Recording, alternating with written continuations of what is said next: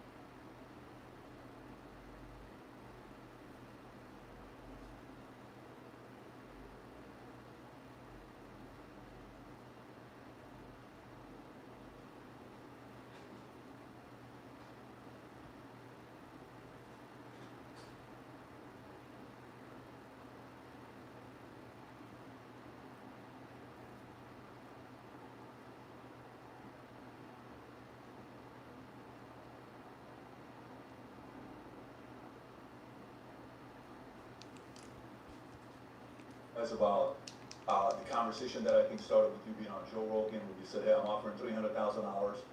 And for the audience watching this, you have to know when you see this final product, there's a lot of stuff that happens behind closed doors.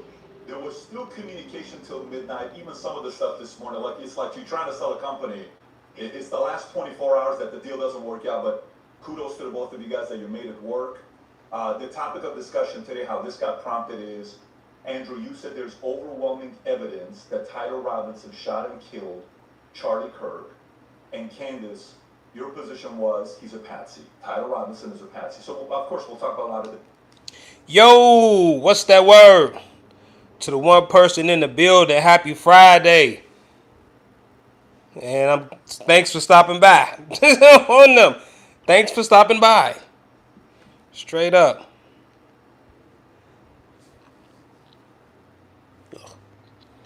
To the two people in the building, what's that word, y'all? What's that word? I want to talk about this. To the one person in the building, appreciate you sticking around. In all seriousness, man, I want to go over some of this Candace Owens debate with Andrew Wilson. I think it's pretty cool, man. I was watching it throughout the day, and I think it's important that we, maybe react to about 10, 15 minutes of it. You get what I'm saying? So I appreciate everybody in the building, man. Y'all, get the likes up. We going to give some people some time to pop in the building. You know what I'm saying? See if the notifications get out. I haven't done the Candace Owens live in a while. And then I deleted all the Candace Owens videos. So I don't know if my Candace audience is going to get the notifications. But I watched it. And Candace watched this guy. She destroyed him, you all. I mean, from the start of the debate, she got down on that man. I ain't gonna lie to you. She debated him. He tried to gaslight this young woman, and he was not able to succeed. He was not able to succeed. But if I'm not mistaken, she made $300,000 to debate him. Andrew Wilson. You get what I'm saying? So, we'll watch. I'm going to make this a reaction video. You get what I'm saying? And you all know how the reaction videos go. Stop and go, stop and go, stop and go. But, until we get the comments rolling, let's see what's going on with this. I'll rewatch it with you all. Men, young women, you worked with them for many years. You guys were friends.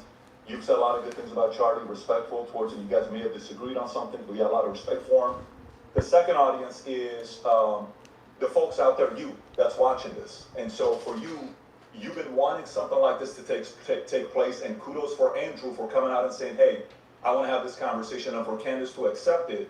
So you have the ability to say, I agree, I disagree, comment, do all the stuff that you're doing online, and if you want to see more of these things. No lie, I've been looking forward to this. I've been looking forward to Candace actually having a debate, because it's one thing to get behind your desktop and spew out all of these theories and everything that you think you know about the situation, but until you come face to face with somebody who opposes you, it's a different ball game. And every content creator has been going. I ain't gonna say every content creator because I don't want to be like dramatic, but Candace has been getting a lot of pushback. Whoever disagrees with her, I mean, that woman been getting called all type of names, but a woman of God. So, I think this is a pretty dope start. Like I said, she spanked them, you all. Like she spanked them, point blank, period. Subscribe to Crucible. I'm sure some of the people from Crucible are watching as well, and the PVD podcast. The more you subscribe to this, the more we're able to deliver these types of conversations to you. And last but not least, it's about the two of you. My goal is to speak as little as possible. 99% of the time it'll be you guys speaking, and the audience will be able to see it. If I jump in, just so everybody knows, on the back end, both have agreed. In the back, there's 3 people representing Andrew and 3 people representing Candace to do fact checking. So at any point, if somebody makes a claim, the other can say, can we fact check this? I can jump in and say, fact check this. Even if folks that Tyler Robinson killed Charlie Kirk, opening statements, opening comments. Sure. And what I mean by overwhelming is I just find it very convincing. I think that's what most people mean when they say overwhelming evidence. So I have a brief opening statement. On September 10th, 2025, Charlie Kirk was murdered. Many of you already know a lot about the events which occurred after Kirk's death. You remember the ghoulish laughter, celebrations, and madness we saw from leftists all over, from TikTok invasions, debates, posts on social media, destruction of memorials, and things like this. Within weeks of Kirk's death, a cottage industry began to form, peddling various alternative theories on how he died. What special interest may have killed him, what nations were involved, and was our own government one of them? Because this was the first nationwide traumatic event in Gen Z's lifetime, the demand for answers was severe and palpable. The leading theory from the conspiracy... I want to play this opening statement. Like, I've seen this opening statement before, but I think it's very important that you all listen to it, because it just, from the jump of this debate, it just seemed like he was pushing an agenda. You know what I'm saying? Like, I personally don't like the opening statement. I think it was cheesy. I think it was corny. I didn't respect it because I felt as though he was trying to sway people in his, like, oh, and of course you want to do that during the debate. You get what I'm saying? Like, you want people to side with you, but if you want people to side with you, I think it's important that you don't get people emotionally involved and just get people to hear your point, hear the facts. And he did not do a great job with this opening statement, but let's continue. First is that Israel worked with the United States government to murder Charlie Kirk. Within a day or two of Kirk's death, Ian Carroll claimed that Israel killed Charlie Kirk. And the conspiracy caught on like wildfire. This theory was built on one misleading piece of evidence. That in his final days, on or around September 8th, Charlie sent a text message reading, "Jewish donors play into all the stereotypes.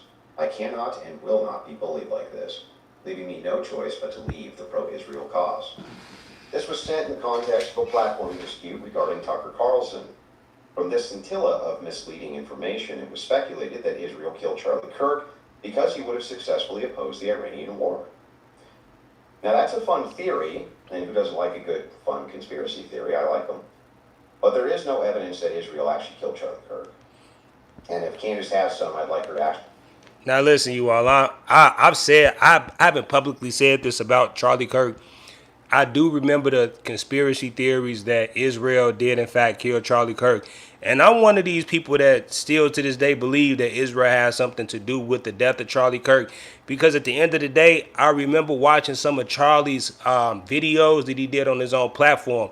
And there's one particular video that I saw was very alarming, because it seemed as though Charlie was giving out a dog whisper to white Americans that he wanted to, go to war with Israel. Damn, hey Tommy, what's up? Why you say good? What Charlie? You say good riddance, Charlie Kirk. Dang, bro, what Charlie do to you? Make sure y'all heard Tommy. Make sure y'all double tap that screen, like the video. You know what? Here's the thing. I'm not gonna say good riddance Charlie because I don't wish jail and death on nobody. You get what I'm saying? But this may be an unpopular opinion because people love Charlie Kirk. But I'm telling you all, I got a feeling that if Charlie Kirk was going to stay alive and continue down the path that he was going to go down, Charlie Kirk would have became another Hitler, bro. Like Charlie Kirk was about to he wanted to go to war with Israel, and he was dog whistling to non-Jews to go against them doggone Jews. I know you all might not believe it, but if you really go down the rabbit hole in his later days, he was low key anti-Semitic, bro. How you gonna say stop it? How you gonna say Charlie Kirk? Charlie Kirk was an anti-Semite, man. He was spewing anti-Semitic rhetoric, and people don't want to hear it. But Charlie Kirk was low key dissing them Jews, bro. I'm just being real. And listen, you all. The way Charlie was speaking, you know, his last statement before he died, he was like, are we talking about gang violence? And then they shot him in the neck. You get what I'm saying? Like, Charlie asked, and this is what Nazis do. You know what I'm saying? Like, they first try to attack the blacks. And then once they get a hold of the blacks, they're going to go against the Jews because they understand that the Jews use the blacks as like their shield. And anybody who really know history, they know damn well I'm not lying. Charlie was not speaking the truth, bro. Charlie would listen. There are so many problems in America that had little to do with African Americans. And I'm not trying to say he was a racist. All I'm saying is he was spewing anti-Semitic and anti-black rhetoric. He started with the flat-out anti-black rhetoric, and he was leaning towards being anti-Semitic. He was dog-whispering anti-Semitic rhetoric, and this is why I believe Israel killed him. I'm telling you all, people don't want to hear it, but it is what it is, bro. You keep disappearing, you to go. We back, man. We back. Double tap that screen, man. So you know what I'm saying? So I keep at it. African Americans are the issue. You the issue, shiny wizard. First of all, you a wizard. I don't want to listen to no damn wizard. Charlie Kirk was the issue, and that's why Charlie Kirk got popped in the neck, bro.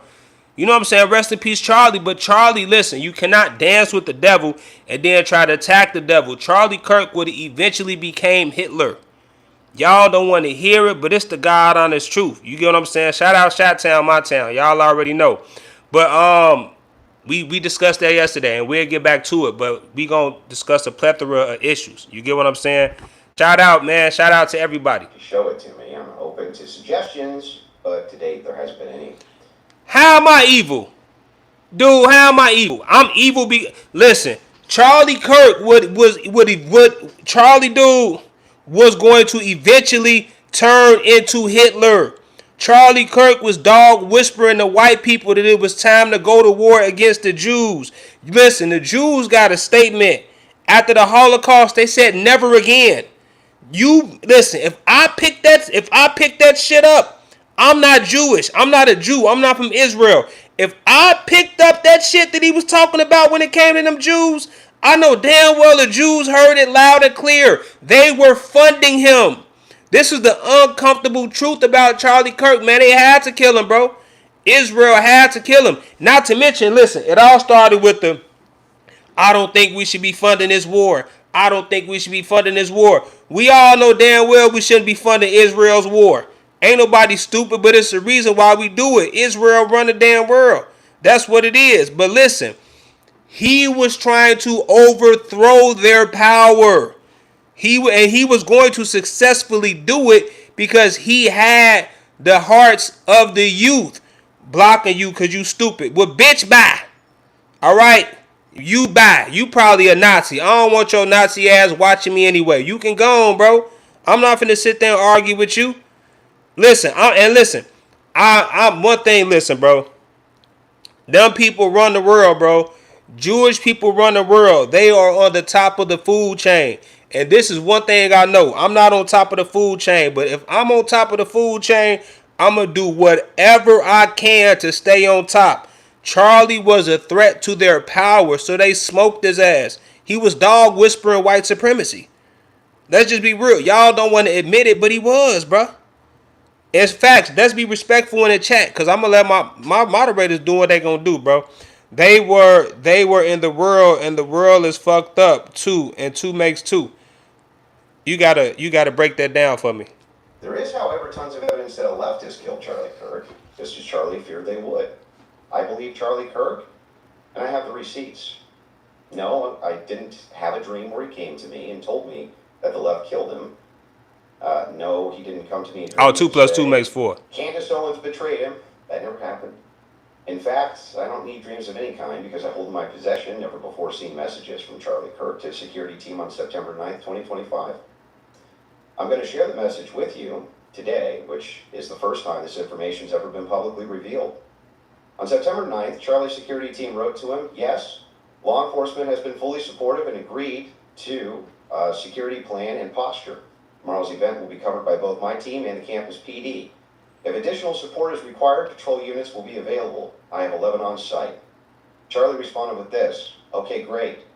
Remind them that they are there for one person's security only, because I'm somewhat worried the left is trying to kill me. That was... And listen, y'all, this my issue with that statement. He going around saying this has never before, text messages that nobody ever knows about. You all, he's a damn liar, because the God honest truth is this. There were threats on Charlie Kirk's life way before he went to the University of Utah to speak. We all knew it was threats. Like, if you really follow this, Charlie knew it was threats. They were telling him, you better not come and speak. And they told him what had happened if he came up there and spoke. They told Charlie, if you come up to Utah and you get to spreading this shit, we're going to kill you. So for Andrew Wilson to get on Candace Owens' platform and act like he got some breaking news, come on, bro. You ain't got no damn breaking news. You telling me his security didn't and wasn't looking in the roof and all types of... Man, ain't nobody... Come on, bro. Maybe, look, what you say? Maybe y'all all just mad. You can't blame them for bacteria plague. I don't know. Well, look. He's lying when it comes to this. He's like, I didn't need to read his text messages to know that Charlie Kirk's life was in danger, because they already said it the first day he died. This how I know this dude was ill prepared for this debate. Message sent September 9th. Whatever could he have meant by that? Well, I think he meant exactly what he said, that he was worried the left was going to try to kill him. Now, we'll discuss this more later on in the debate, and maybe I have more never-before-seen evidence that exposes just how wrong and, in my opinion, idiotic many of these conspiracy theories have been. But that's what happens when you rely on what's called the evidence of the gaps. In other words, they don't have evidence, they seem to just make up evidence. And what did they make up? Well, in my opinion, kind of whatever lined the pockets. Hey, first off, look, this platform... Bro, I'm not blaming the Jews for nothing. Like, I'm just letting you all know this. I'm not blaming the Jews for nothing. Honestly, if I was Jewish, I would have smoked Charlie Kirk ass as well. Like, Charlie had to go, bro. If I was a Jewish person of power who helped fund Turning Point USA, and all of a sudden he was changing the narrative, saying we don't need to go to war. I'm gonna be bullied by Israel. He's sitting there dog whistling to white people saying it's time to go to war with the Jews. I would have nipped it in the bud. And that's what they did. They nipped it in the bud. So I'm not sitting there and I'm not going around blaming the Jews for killing Charlie Kirk. They did what they had to do to maintain their power. Charlie Kirk was a huge piss off. All right, Charlie Kirk pissed me off with those doggone debates. Charlie Kirk was pushing an agenda. However, I'm not saying he deserved to die. You get what I'm saying? Like, it's sad that the man died because he had family. He had children. But what people don't want to acknowledge is that he was dog whistling white supremacy. A lot of his predecessors and a lot of people who support Charlie Kirk to this day are dog whistling white supremacy. Charlie Kirk was an asshole. And as much as I love Candace Owens, you all, at the end of the day, Candace Owens' nickname is Candace Owens. Candace Owens is a supporter of white supremacy. This is the right-wing Republican Party fighting within one another. We don't give a fuck about Charlie. listen, a lot of here's the thing. I don't want to sit here and dog Charlie Kirk, and I don't want to sit here and act like I don't give a fuck about Charlie Kirk and doing all that, because there are some people on my platform that do give a fuck about Charlie Kirk. You get what I'm saying? So I don't want to sit there and just and dog them like that. Hey, Erica, why this? Well, you talking about low IQ? Why we got to be low IQ? And if it's so low IQ, why is you watching this low IQ stuff? You ain't got to be here destroying your brain cells. You know what I'm saying? Like, we may be low IQ, but I'm not that stupid. I know that Israel has something to do with his death, because Charlie Kirk was anti-Semitic as fuck. Point blank, period. He was catering. Listen, man, that nigga was a racist, bro. He was a racist. He was spewing that racist shit. Y'all don't want to admit it, but he was, because you all support that racist stuff that he was saying, bro. And it's cool that you care about Charlie. People, listen, Charlie was a human being at the end of the day. So we should all care about human beings, human life. You get what I'm saying? Fonum said, I don't miss Kirk. President Trump done so much for the United States of America than any other. All right, bro. We ain't talking about President Trump. I ain't finna do all that today. I think it's foolish to profit off of the death of a good man. But we came here today to debate, and so let's get to it. The debate topic today is, one, my belief that there's overwhelming evidence that Tyler Robinson killed Charlie Kirk, and two, Candace's belief that there's overwhelming evidence. Right, Tommy. Right, bro. Charlie Kirk was divisive. Charlie Kirk was divisive. I already did a walkthrough on Lamron. Go on my page and watch it. Charlie Kirk was very divisive. He was dividing America. He was dividing black America against white America, against Jewish America. He was trying to divide and conquer. And Charlie Kirk was being successful at it, you all. One thing I know about history is that if you get white men mad enough, they gonna start taking shit over. They did it in Nazi Germany. Charlie Kirk was a Nazi. Charlie Kirk was Hitler 2.0. I just don't understand. And here's the thing. White Americans already know this. White Americans are upset that they killed you all's Hitler. Y'all want another Hitler. And I'm not, listen, I ain't knocking y'all for wanting another Hitler, because at the end of the day, white people have been downtrodden in America. White people have been pissed on. White people have been shitted on. Powerful Jewish people have turned white men soft, made them homosexual. They made white men accept transgenderism. They made white men's wives not respect them. So here's the thing. You a dumbass bitch. Here's the thing though. I get the white man's plight. Like, I totally get it. So I understand why y'all want a revolution. This is my problem with when y'all get too turned. When y'all get too turned, y'all start putting people in gas chambers and shit. Then y'all like, all right, we need an Aryan race. Blonde hair, blue eyes. It starts off small. And Charlie Kirk was starting off small. But at the end of the day, y'all, politics, the streets, it's the same thing. It don't change just the players. These Jewish people got fucked up so bad during Nazi Germany that they said never again. They know the signs. They see the signs. They read the signs. Why you think them Jewish people tap Kanye West on his butt? Took everything from him. Wouldn't let him put his money in the bank, because they understood that he was dog whistling white supremacy. They not going, you all. Point blank, period. It's they world. They built it. They comfortable. They not going back in them gas chambers. And that's why they put one in Charlie's neck. And they did it publicly, because they don't want another white male to ever try to get the confidence to go against them again. And I'm just being real, bro. I'm being real, dog. And listen, these y'all brothers. At the end of the day, Jewish people are from Poland. They white at the end of the day. You all don't like them because they won't share they won't share their wealth with you. Y'all want that money they got, and they ain't trying to share that money. Y'all want a piece of the real pie. I'm just being real. So-called white people and so-called black people have much more in common with each other than we have. Look, exactly. Exactly. This is about rich and this is about poor. You sound like you listen to a moron named Candace Owens. Listen, why you got a name drop? Okay, so listen, Candace might be a moron, right? But that moron Candace Owens destroyed Andrew Wilson in the debate. She watched that nigga. She literally spanked that butt. Andrew Wilson took the L today, you all. She spanked that butt. Robinson was a patsy and didn't kill Charlie Kirk. In some, the audience is going to decide who has more evidence supporting their theory. My theory is that the state is correct that Tyler Robinson is the killer, at least based on evidence so far. Candace's theory that Tyler Robinson is not the killer and he's a patsy set up by the feds. To be clear, this is not a question of reasonable doubt.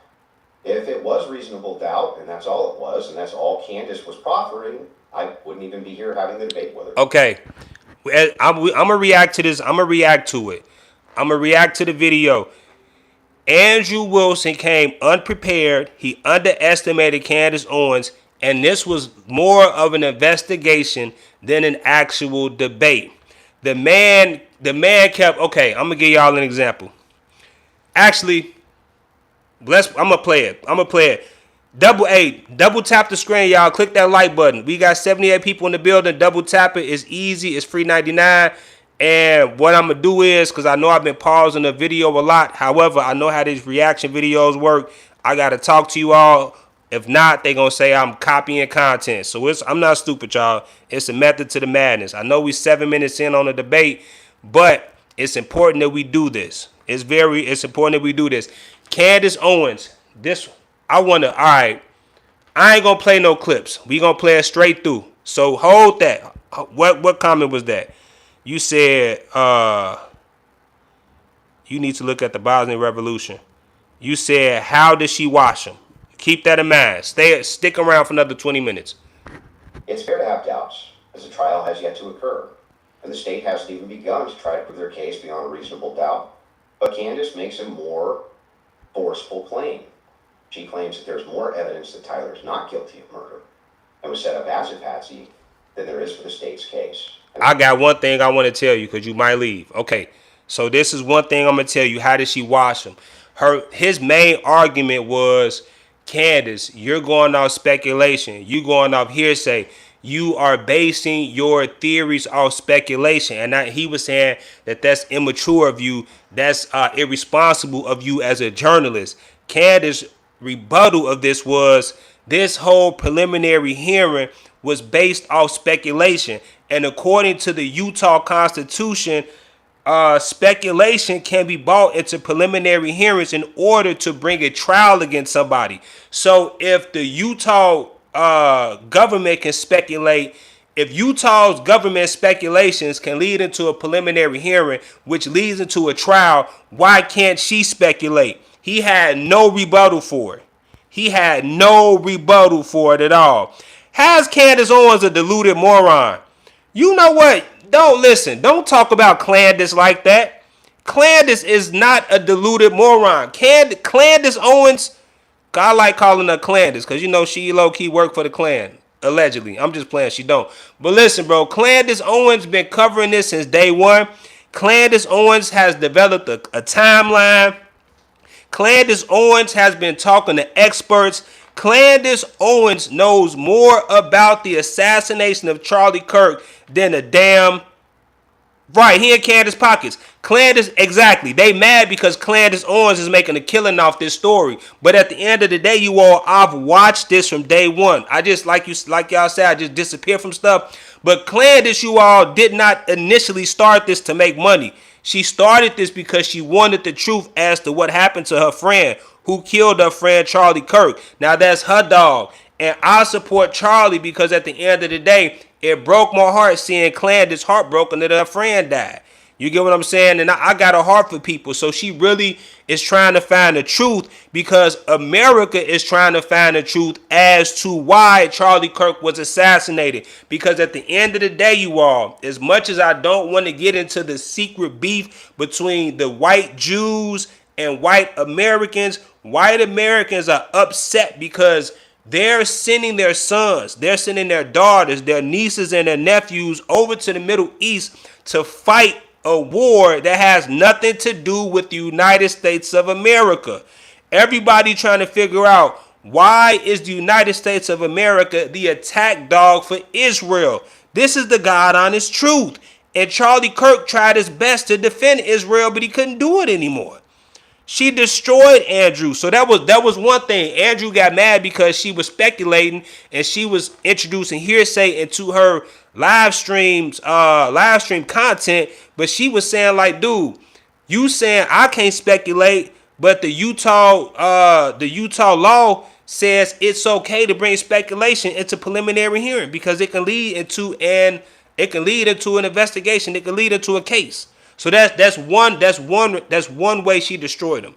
So you know what I'm saying? That's show one. Now listen to the rest of this, you all. I just think that that's absurd. And she will not be able to demonstrate that in any way. In fact, she has almost no real evidence at all of her theory, whereas my theory is supported by compelling witness testimony. Okay, listen, okay. I'm gonna try to break this down, and I'm gonna try to say it calmly, and I'm gonna try to say it calmly. All right. There's a Utah code. It's like 411 or 402. She's going to say what the code is. And by the Utah's constitution, Lance Twiggs, if you all watch the preliminary hearing, Lance Twiggs' entire testimony was speculation. It was speculatory. How do you know that Tyler Robinson was on the roof? Well, it looked like Tyler Robinson and he had on Converse shoes. That's speculation because Lance Twiggs he didn't know for a fact that his boyfriend was on the roof assassinating Charlie Kirk, but they allowed him to bring his speculation into the preliminary hearing. So Candace is saying if the Utah's court system says that it's legal for them to bring hearsay into a courtroom, why are you attacking me for bringing up hearsay on my platform? And I'm not part of the prosecution.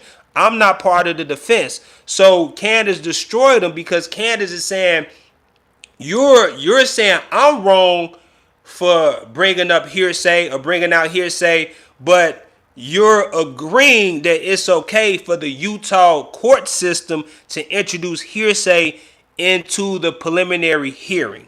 So, you know, that hopefully I broke that down because somebody wants to know, like, how did she destroy him? That's one thing that I remembered off the top. You get what I'm saying? So that's one way she destroyed him. She's about to totally dissect this dude and pick him apart. Just check it out.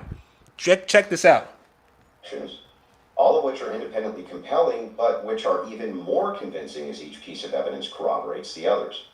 You'll notice the term overwhelming was included in both theories. This is because Candace demanded I defend my use of that term, which I think is fair, in describing the evidence against Tyler Robinson. She, on the other hand, only wanted to defend her theory as merely viable, that is, until I showed her clips in which she said she believed the evidence of her theory, that Tyler Robinson's a patsy, was supported by overwhelming evidence. Only then did she agree to defend that position. Regardless, we're both defending. Thank you, Soy Rosie. She articulated better, showed more confidence, and poked holes in weak arguments. The claim there's overwhelming evidence on our side, so it's worth defining that term. When I say the evidence against Robinson is overwhelming, all I'm saying is that I mean that as of right now, I find it very convincing. I see almost no evidence at all, only speculation on verified claims and suggestions of things that could merely be hypothetically possible. Dreams, vibes, feelings, things like this. Almost done, by the way. I have no problem defending the state's case and welcome Candace bringing up any challenges she would like, but if I'm honest... Candace Owens' objective was never to prove that Tyler Robinson was a patsy. And this is what she was trying to tell Andrew Wilson. I'm not here to prove to you without a shadow of a doubt that Tyler Robinson is a patsy. I'm giving you the information that I have, and I'm giving you the hearsay and the speculatory evidence that I got that I put on my platform, and based on everything that I have, I think he's a patsy. That was the whole, and he was trying to back the woman into a corner, and she said, I'm not going to allow you to back me into a corner. The reason I was willing to pay the $300,000. But that was the point. Speculation and hearsay is allowed in Utah's courtrooms. It was allowed in the preliminary hearing. This is what she was saying. She said by the Utah law, you're okay with the hearsay and the speculation that was allowed inside the courtroom, but when I do it, it's a problem. That was her whole point of the debate. $1,000 for this debate was to finally have a chance for someone to demand Candace be held accountable for the unbelievable theories and claims she's been making. Candace's investigation is indistinguishable from a leftist operation. She couldn't be doing more damage to the right if she were trying. She uses her considerable platform to relentlessly attack one of the most influential conservative outreach organizations for young people, and she's making a mockery of the online right-wing commentary class. She's harming Republicans in an election year by dividing them. She's attacking the very organization Charlie spent his life building. And she's attacking the people he loved, including his wife. And it cost me $300,000. But today, I hope that she finally answers for some of that. Thank you, Andrew. Candace? Did you get it out of your system? I did. Okay, great. Well, I'm not going to waste time with the preamble because I think I just want to get to the substance of the debate, and I will just speak Right. That now I got as soon as she said that you get that out of your system, that right there was when I knew that he messed up. Now look, I don't know what I'm pretty sure she has a real underlying motive besides trying to figure out who really assassinated Charlie Kirk. Time will tell what her motive is, but that's a good. I wonder what her real motive is as well, brother. I've obviously had an audience since we've been covering this case. People know that there was a personal friendship between me and Charlie, and diminishing the pursuit of something that makes sense regarding what happened on September 10th. By throwing it to, this is just people who are conspiracy theorists. These are people who are just trying to generate clicks. I don't think that people should be satisfied by that. I want people to remember that it's important to think. We've been lied to by the government a great many times over, just the last couple of years, if you just think of the things that we've learned about our government. And I do want to say this. What's been the most disturbing element, I think, for everyone is that not only does the narrative not make any sense, which I'm going to demonstrate, I don't need to waste time with the preamble going through the points or trying to insult you or pretending that I've been running a podcast saying it's just dreams and vibes like I'm Miss Cleo, and that's the reason why it is taking so many influencers, it looks like $1 billion industry of influencers, to dispute everything Candace says. Is not because I'm on my platform saying I had a dream last night. I don't think I think that diminishes you as an argument. Obviously, we have presented a lot of evidence. You just presented a text message and said this is evidence. Well, that's how this entire thing began. You're talking about how Israel got into the conversation. It was because immediately after Charlie died, one of the first things we saw was this push to make us all think and remember how much he loved Israel. It's because the prime minister of Israel, who's fighting like a 27-front war, felt that he needed to come do a little mini tour and to be strangely to state that I did not kill Charlie Kirk, but nobody was having that thought that I can remember. Nobody was going, I wonder if Bibi Netanyahu killed Charlie Kirk. And then we had a round of influencers who lied and said Charlie was not changing on Israel, that he wasn't having any disagreements regarding that topic, that the day he died, he just loved Israel so much. And I demonstrated via a text message, which you just mentioned, and you're now contextualizing and pretending it was just about Tucker Carlson, which is not true. It was a part of a broader shift that Charlie was having over the last, I would say, actually on your show it began, since October 7th, which is when I began asking myself more questions about Israel as well. And so, yeah, when all of these things happen in the immediate aftermath, and then I drop a text message after everyone is denying that, Tucker Carlson then comes out and confirms the conversations that he had with Charlie. Megyn Kelly then comes out and confirms the private conversations that she had with Charlie. People then begin to ask a reasonable question, which is, why are we lying about this? If they were forthcoming with that and they had said, hey, yeah, Charlie was starting to ask questions, I think after October 7th, it's reasonable that people are starting to re-examine our relationship with... Hey, you know what? I was thinking about this because I really was thinking about that comment. I wonder what's her real reason as to why she continues to go down the rabbit hole of who really killed Charlie Kirk. And I'm going to be completely honest with you all. I think she's on the same type of time that Charlie Kirk is on. Like, I think she really wants to destroy the powerful Jewish mafia, because there is a Jewish mafia that runs the world. And I think whoever her rich husband is, because she got like, her husband's like a billionaire or something like that, I think they go on a war. I think this is a real life power struggle between white Jews and regular white people. And she's involving herself in the information war. You get what I'm saying? Because I've never heard so much anti-Jewish rhetoric until Charlie Kirk died. And it's like now it's okay to be anti-Semitic. But a couple years ago, it wasn't okay to be anti-Semitic. So I really do think that she is spearheading an information war to make Americans and people around the world distrust Jewish people.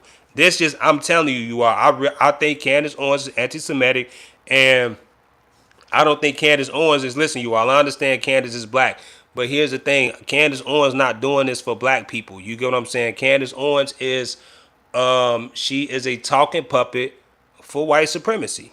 You get what I'm saying? This is just, and I could be wrong. You know what I'm saying? I can be wrong, but I do think there's a war that we don't know that they fighting. You get what I'm? They really they trying to overthrow these Jewish people by any means necessary. And Candace better watch out, because if you know, they might clap her ass. They might shoot her. You know, they might shoot her. Israel, we wouldn't be here today. But it has been lie after lie after lie, debunk after debunk after debunk. Yes, I did share that I had a dream that Charlie was betrayed. It's not a dream anymore. It's a reality. I look at what the organization has become, the people that they are partnering with, the lies that they are telling, the extraordinary people that they're sending out to say that I hadn't speak to Charlie since 2018, and it begins to look like a conspiracy. And just as a historical fact, that entire term was created by the CIA to gaslight people after the assassination of JFK. So it's not exactly. Listen, here's the. I'm not scared of dying. I'm not scared of dying. I'm not scared of dying. But I'm gonna tell you all something. I'm not anti-Israel. You get what I'm saying? Like, because what do y'all, and listen, this ain't no, Tommy, don't take this the wrong way, because I promise you, I'm not trying to disrespect nobody's religion. I promise. And if it comes across this way, I apologize in advance, because Tommy, you know I got love for you. All I'm saying is this, you all. America is and always has been a Christian nation. Don't you all think it's kind of strange that they flood in America with Muslim migrants? I really do believe that they're trying to like change the fabric of America.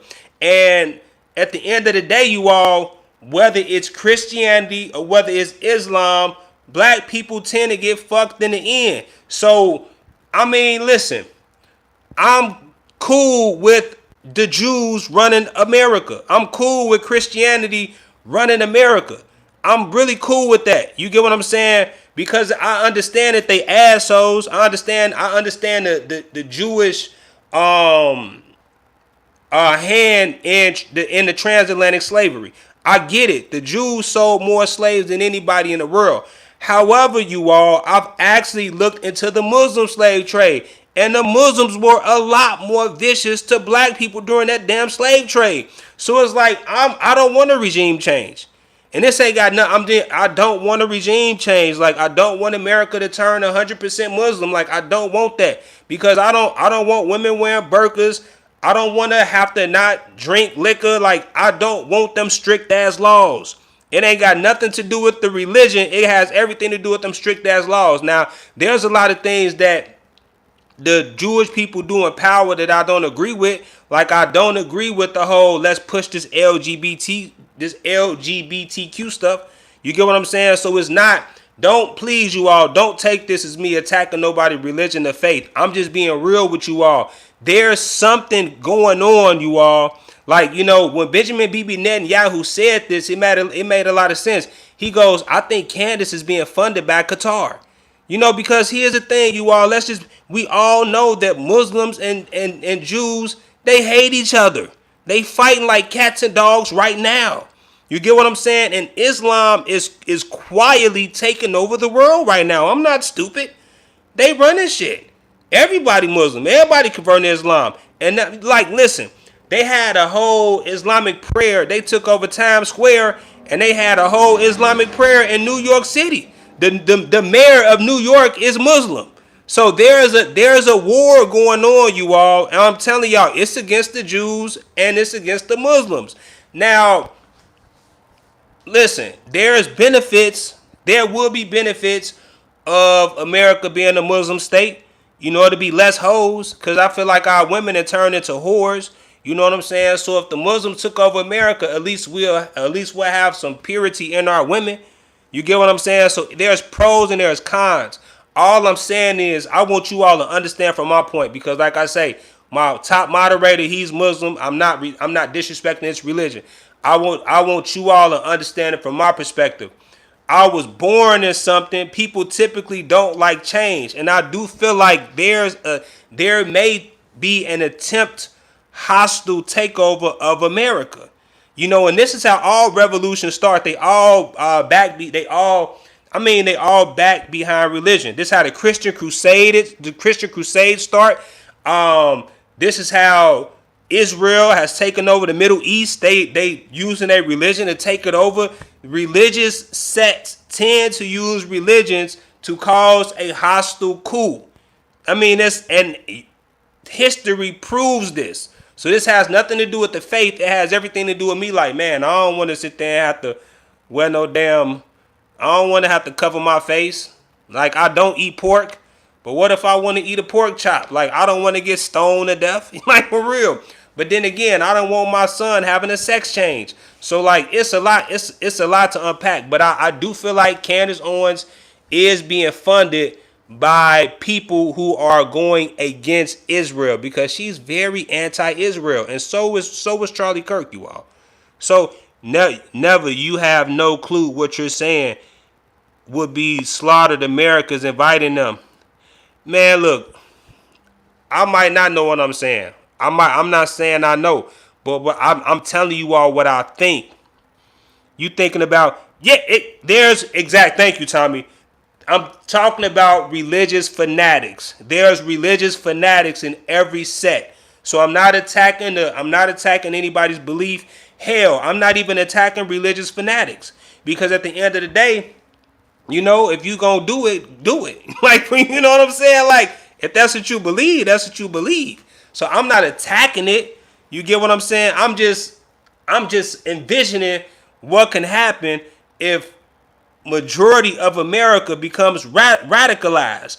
Whether it's, listen, you all, there's a lot of white Americans now who are becoming there's a lot of white Americans right now who are becoming radicalized Christians. And if you think that's a good thing, just look up the Christian Crusades. You get what I'm saying? So, like, this shit can get hectic, y'all. It can get hectic.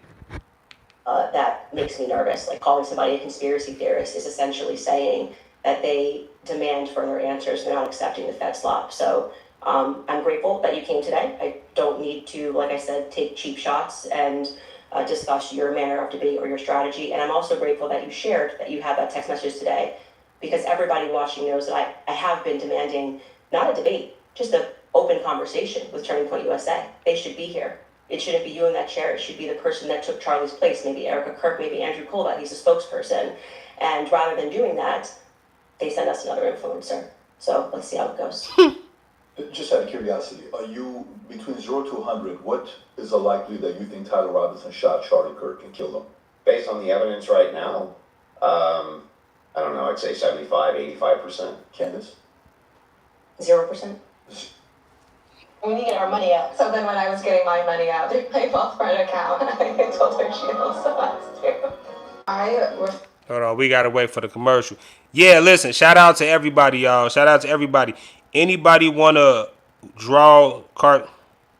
No, don't do that. We not gonna do that. Don't disrespect nobody profit, bro. That was not the intentions of me making those statements. Don't disrespect nobody profit, cause that's wrong. So don't draw no cartoons of nobody, nigga. On. U.S. is funding Israel to keep Muslims away from expanding into the Holy Land. It's a holy war. Exactly. It's a holy war, but Israel don't give a shit about white men. It's a holy war, but Jews don't care about Christians. Like, it's stupid, man. What we've seen in terms of the evidence, I'm at 0%. So not only, that maybe somebody was behind him. What's up, Hova? Influencing him. You're not even saying that he didn't even shoot Charlie Kirk. Right. I would, if you said, was he involved that day, as I have consistently said on my platform, I would say yes, he was. I don't know what role he played, but as the shooter, 0%. Do you have any evidence for it? For what? My percentage? The fact that he didn't shoot and kill Charlie Kirk. Yes, which I'm hoping we're going to get to all of the evidence that he feels that he has. I mean, I'm not even convinced that Charlie was shot from the rooftop on Losi that day, based on the evidence that has been. Do you think he was shot? I do not think that Charlie was shot from a 30-06 from Yeah, but Losi. just shot at all. I don't know. I think that a projectile hit Charlie, and I'm open to other people's presentations, but I have not seen any compelling evidence that Charlie was shot by a 30-06. Can we see maybe, if we're gonna have an olive branch to each other, if maybe we can establish what we consider the facts of the case to be first? Yeah, sure. Okay. So. Hey, shout out High 125. I appreciate the comment and I appreciate the new subscriber for real. I'm grateful for it, man. Welcome to the channel. We do, for anybody, like, you know, I do politics, I do hip hop, we do it all. So like, this channel is no longer niche. So if you're a well-rounded person, you know, we might do some political stuff, we might do some spiritual stuff, we might do some ratchet stuff, you know, like we like to do it all. So I appreciate the subscription. You're not sure if he was actually shot.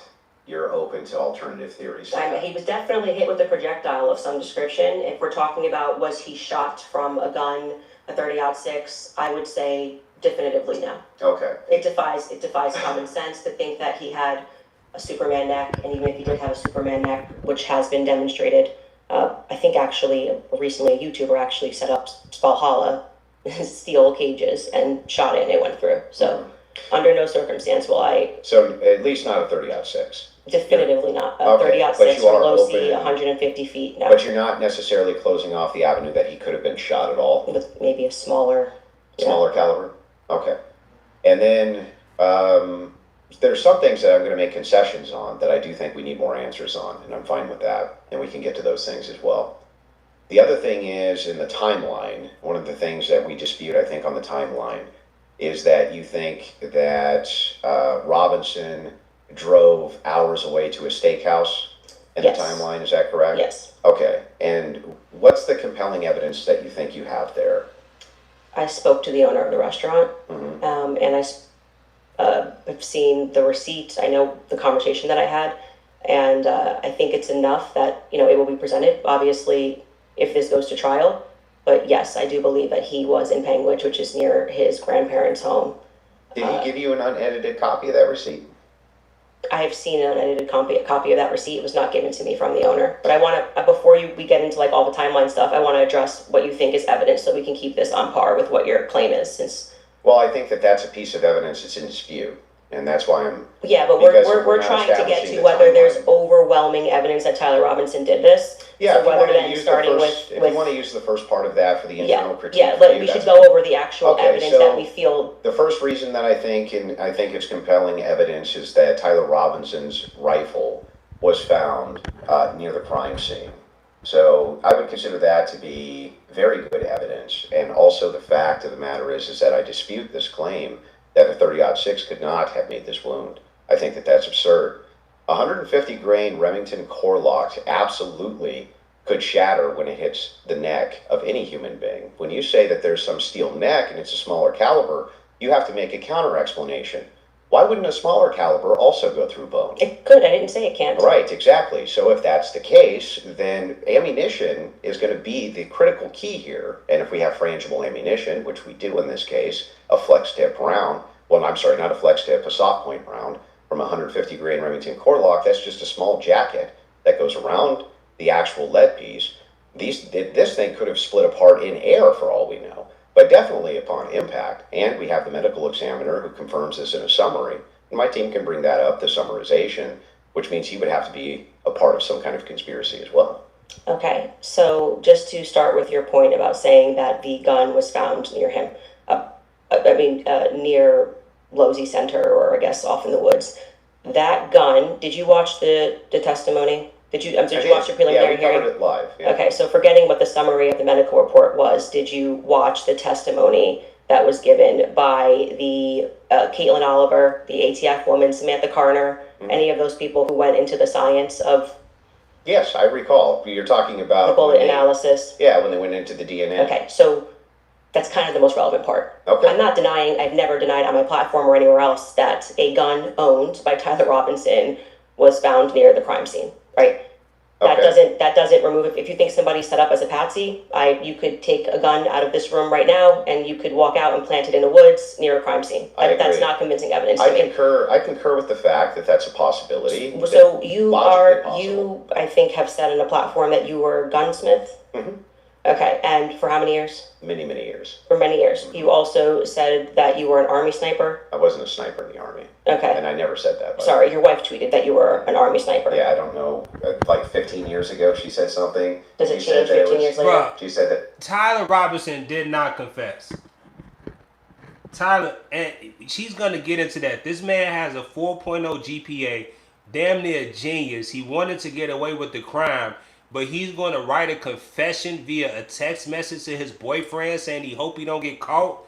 Like, that's not... If you're really trying to get away with the murder, the last thing you're gonna do is call your boyfriend and be like, I just killed the guy. Please delete the text messages. Come on, bro. You do that in person.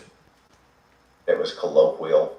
So Army sniper is a colloquial term? Yeah, I was never an Army sniper. Okay. What did you do in the Army? Did you teach? She then corrected it and said you taught rifles in the Army? No, I didn't teach rifle. No, I taught rifles as a private citizen. Okay. Mm-hmm. And I was an NRA instructor for many years alongside my gunshot. If Tyler confessed to the murder, then why didn't he just be like, all right, obviously they're having a preliminary hearing because he's about to go to trial. So during the preliminary hearing, Tyler Robinson didn't go, I'm guilty of murdering Charlie Kirk. He didn't say he wasn't guilty. He didn't say he was guilty. He didn't testify during the preliminary hearing. He strictly wanted to know what they had to say. Those text messages, as Candace Owen stated during this debate, it's a possibility that Lance Twiggs could have wrote those text messages to frame Tyler Robinson. Now listen, I personally think Tyler Robinson was involved in the assassination of Charlie Kirk, but I don't think he was the shooter. The man is a fisherman, and I truly do believe that Charlie Kirk didn't get shot with a 30-06 rifle. I don't know if he even got shot yet. Like, I'm not saying he got shot. I'm not saying he didn't get shot. But he did not get shot with a 30-06 rifle and a bullet got stuck in his neck. Like, come on, if he would have got shot in his neck with a 30-06 rifle, his head would have flew off of his body, bro. Like, come on, like, we've been down this road. When she gave testimony on the stand, Samantha Carner, that there was dust and there was debris that was found in the gun barrel. Yep. And then when we had the person who, and this was, I believe, Caitlin Oliver, who explained painfully about the DNA, the prints. Well, let's start with a point in time. I'm not done. You said something, so I'm going to finish my thought, right? You don't want to do a point in time? No, well, sure. If you want to respond to it, but I want you to respond to 2 points. I want you to start with 2 points. Okay. Dust and debris in the gun barrel. Yeah. Secondly, the fact that there were 5 sets of prints, 5 plus actually by the end of the testimony, 5 sets of prints for which we already had the woman who worked for the FBI forensics testify that above 2 prints, if you're taking a sample, it's no longer a science, right? She testified that when they took the sample of what was on the trigger, they saw 5 plus prints, and among those 5 plus prints, Tyler Robinson's was the most degraded. Mm-hmm. So I would like you to explain how Tyler Robinson's prints could be the most degraded when she said actually... I'm gonna rewind that part because I'm glad you made that comment just at the right time. DNA matches Tyler found on the crime scene. Tyler Robinson's DNA was in fact on the towel, and Tyler Robinson's DNA was in fact on a 30-06 rifle.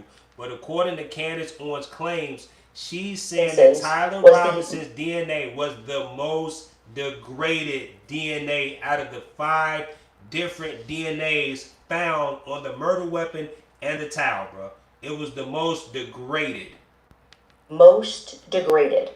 So I would like you to explain how Tyler Robinson's prints could be the most degraded when she said actually you could have DNA on something that you've touched. You could have DNA. Let's get into Tyler Robinson's video.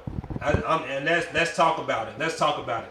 Bruh, there were several white males wearing burgundy shirts wearing the same outfit during the day that Charlie Kirk was assassinated. Not to mention, you all, I covered a murder trial. It was called the O Block 6, where six niggas from the project shot and killed this rapper, right? And I'm like, they ain't got no proof of this. They ain't got no proof of this. When the feds laid the lick down and when the feds displayed all the evidence that they had the O Block 6 going up and down a project stairwell. They didn't even know there were cameras in that stairwell. It's O Block. Everybody know what O Block is. You all, though, the camera footage that they had was crystal clear of C Murder. We saw C Murder. We saw Muwap. We saw all of them crystal clear. We seen the shoes. We seen the outfits.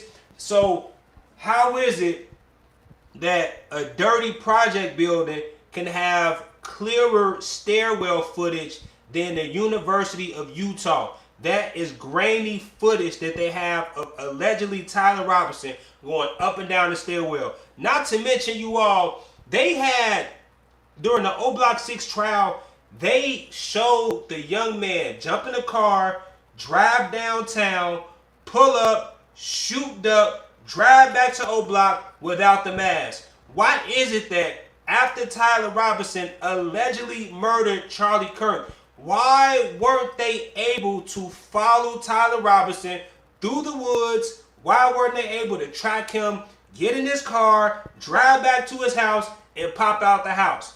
I mean, Charlie Kirk was a very important person. He advised President Trump. So if the federal government did all this for Duck, a no-name rapper who didn't even have a damn record deal, they had more evidence for Duck than they got at Charlie Kirk, you all. Something is fishy with this situation. I'm just being honest. Never touched. And to get DNA degradation, they've looked at pieces, items 20, 40 years on that don't have degradation. Yo, mama, yet Tyler Robinson's prints, amongst 5+ other prints, were the most degraded on that weapon. Yeah, so let's get into all three of the claims. First, with debris. When it comes to debris, firing a rifle doesn't always blow the debris out of the barrel. Okay, you think there could be debris and dust. He just fired the weapon. Sure. Okay. Not only that, he left it in the forest. Now, hey, I don't know. I might be dumb, but your mama wasn't complaining last night. Talking about I'm dumb. Your mama loved my dumb ass. With me. And I was eating up all your cereal. I ate up all your food. I'm even wearing your drawers right now. I took a pair of drawers from your bedroom and I'm walking around with them right now. Talking about I'm dumb. Your mama loved my dumb ass though. But if you leave a rifle in a wooded area, it's also possible that debris could get in that way. But I'm not even sure that that's what the case is. I think it's far more likely that he fired the shot, it just didn't blow the debris out, and it often doesn't. You'll find this if you take Grandpappy's dirty rifle and it's all dusty inside the bore and you go fire it, you'll often look down the bore and there's still dust. Okay. Happens all the time. Okay, and the prints? Yeah, so the prints, we don't know all the details on just yet. We do. It was excruciatingly long testimony on the prints. We don't, because they haven't gone to trial, so we don't know on the print front, but Tyler Robinson's DNA was on there. You made the claim that Lance Twig's DNA was on there, and it was not. Well, when she gave the testimony, your mama slapped the cap off my head and was rubbing on my bald head last night. Why are you talking? Because that's wrong. We can get a fact check on that. What do you mean we don't know until it goes to trial about the degraded prints? She testified, and she was the person who took the prints. Yes, but the problem is that inside of this particular testimony, you agree with me that there's going to be much more of the DNA analysis in the trial, right? But you also would agree that her fact is not going to change, that among the prints, his was the most degraded. So I'm asking you to address that. How could that be possible? Let's give it, let's just grant this for a second as a possibility that his fingerprints were degraded. It's not a possibility, it's a fact. The person who took it. I'm just granting it for the sake of argument. You should grant it because it's a fact that she presented. So now it's granted. So what? What do you mean, so what? Yeah, so what? What does that prove? It proves that if his prints were the most degraded amongst 5 of them, you're going to have to explain how that's possible if he's the one that recently fired the weapon.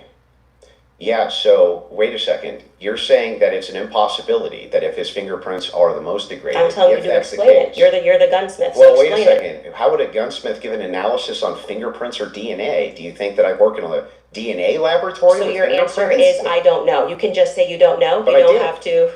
But I did. No, you said so what?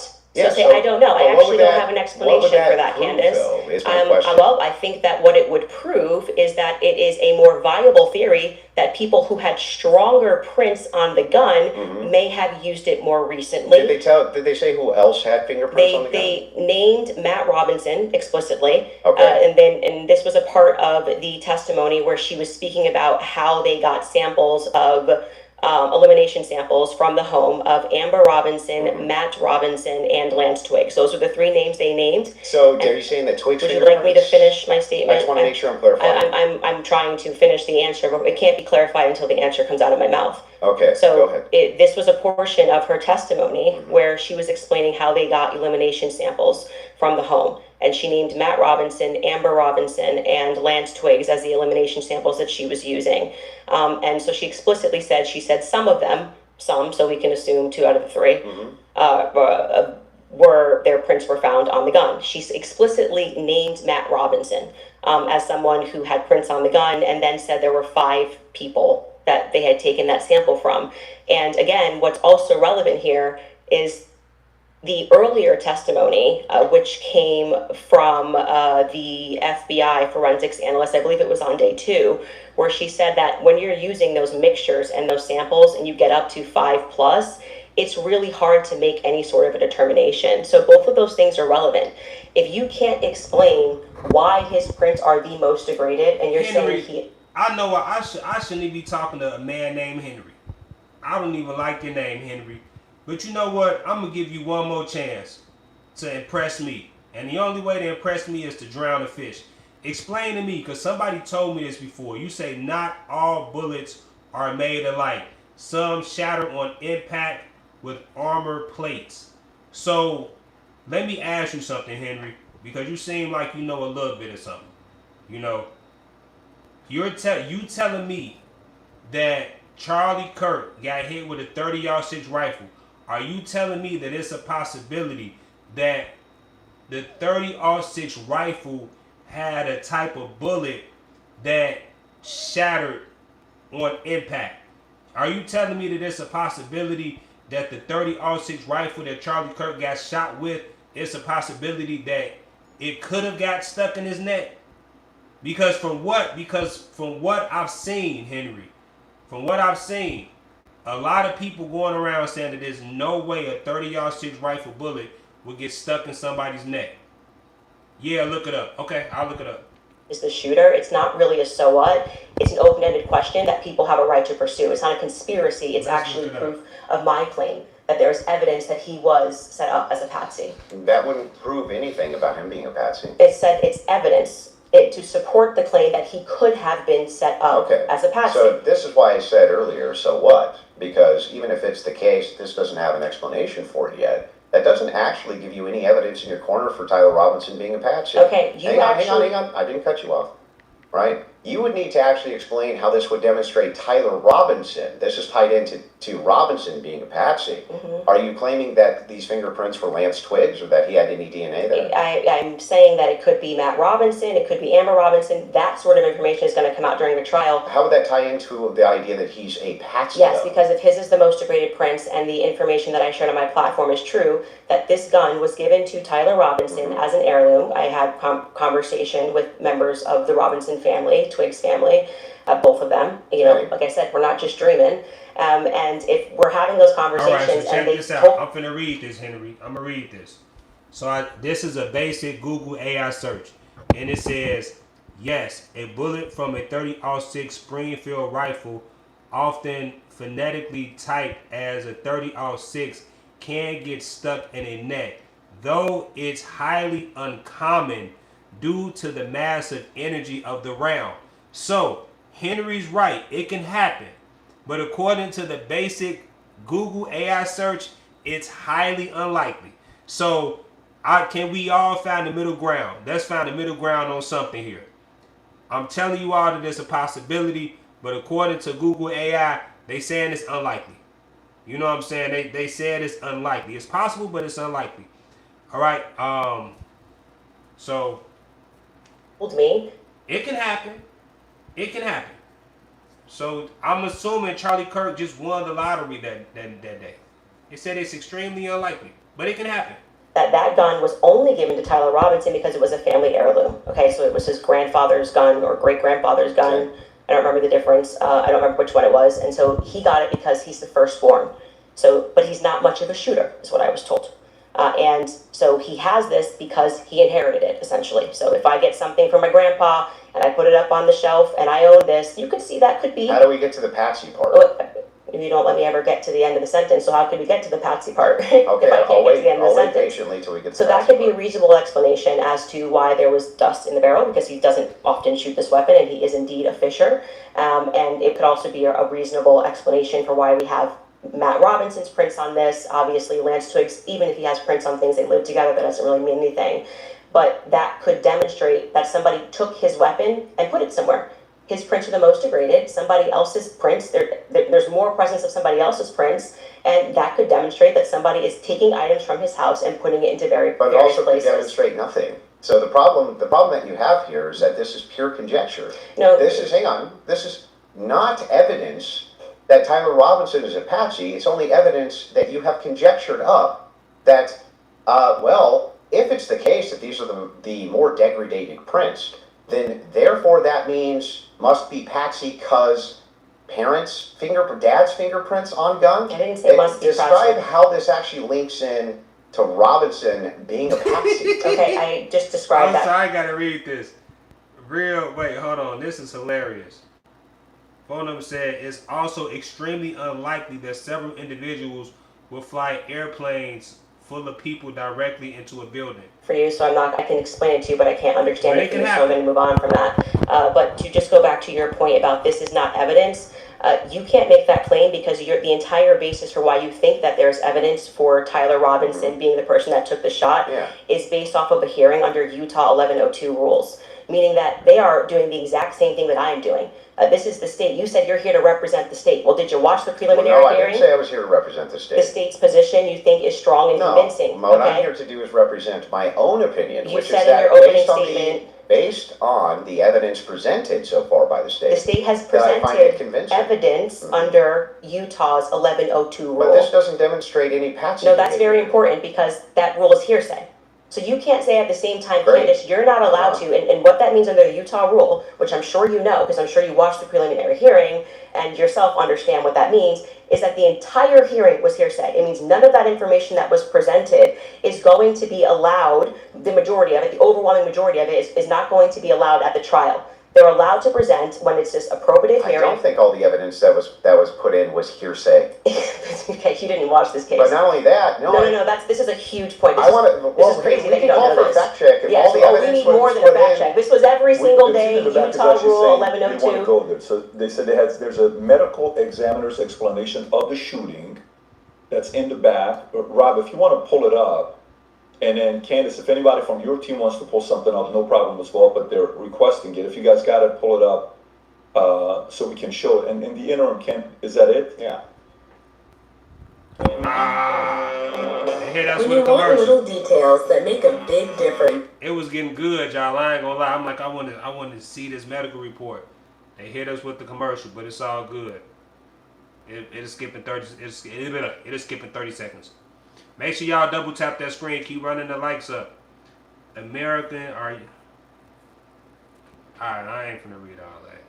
Shout out my moderator, man. Tommy, you doing a great job. You all listen.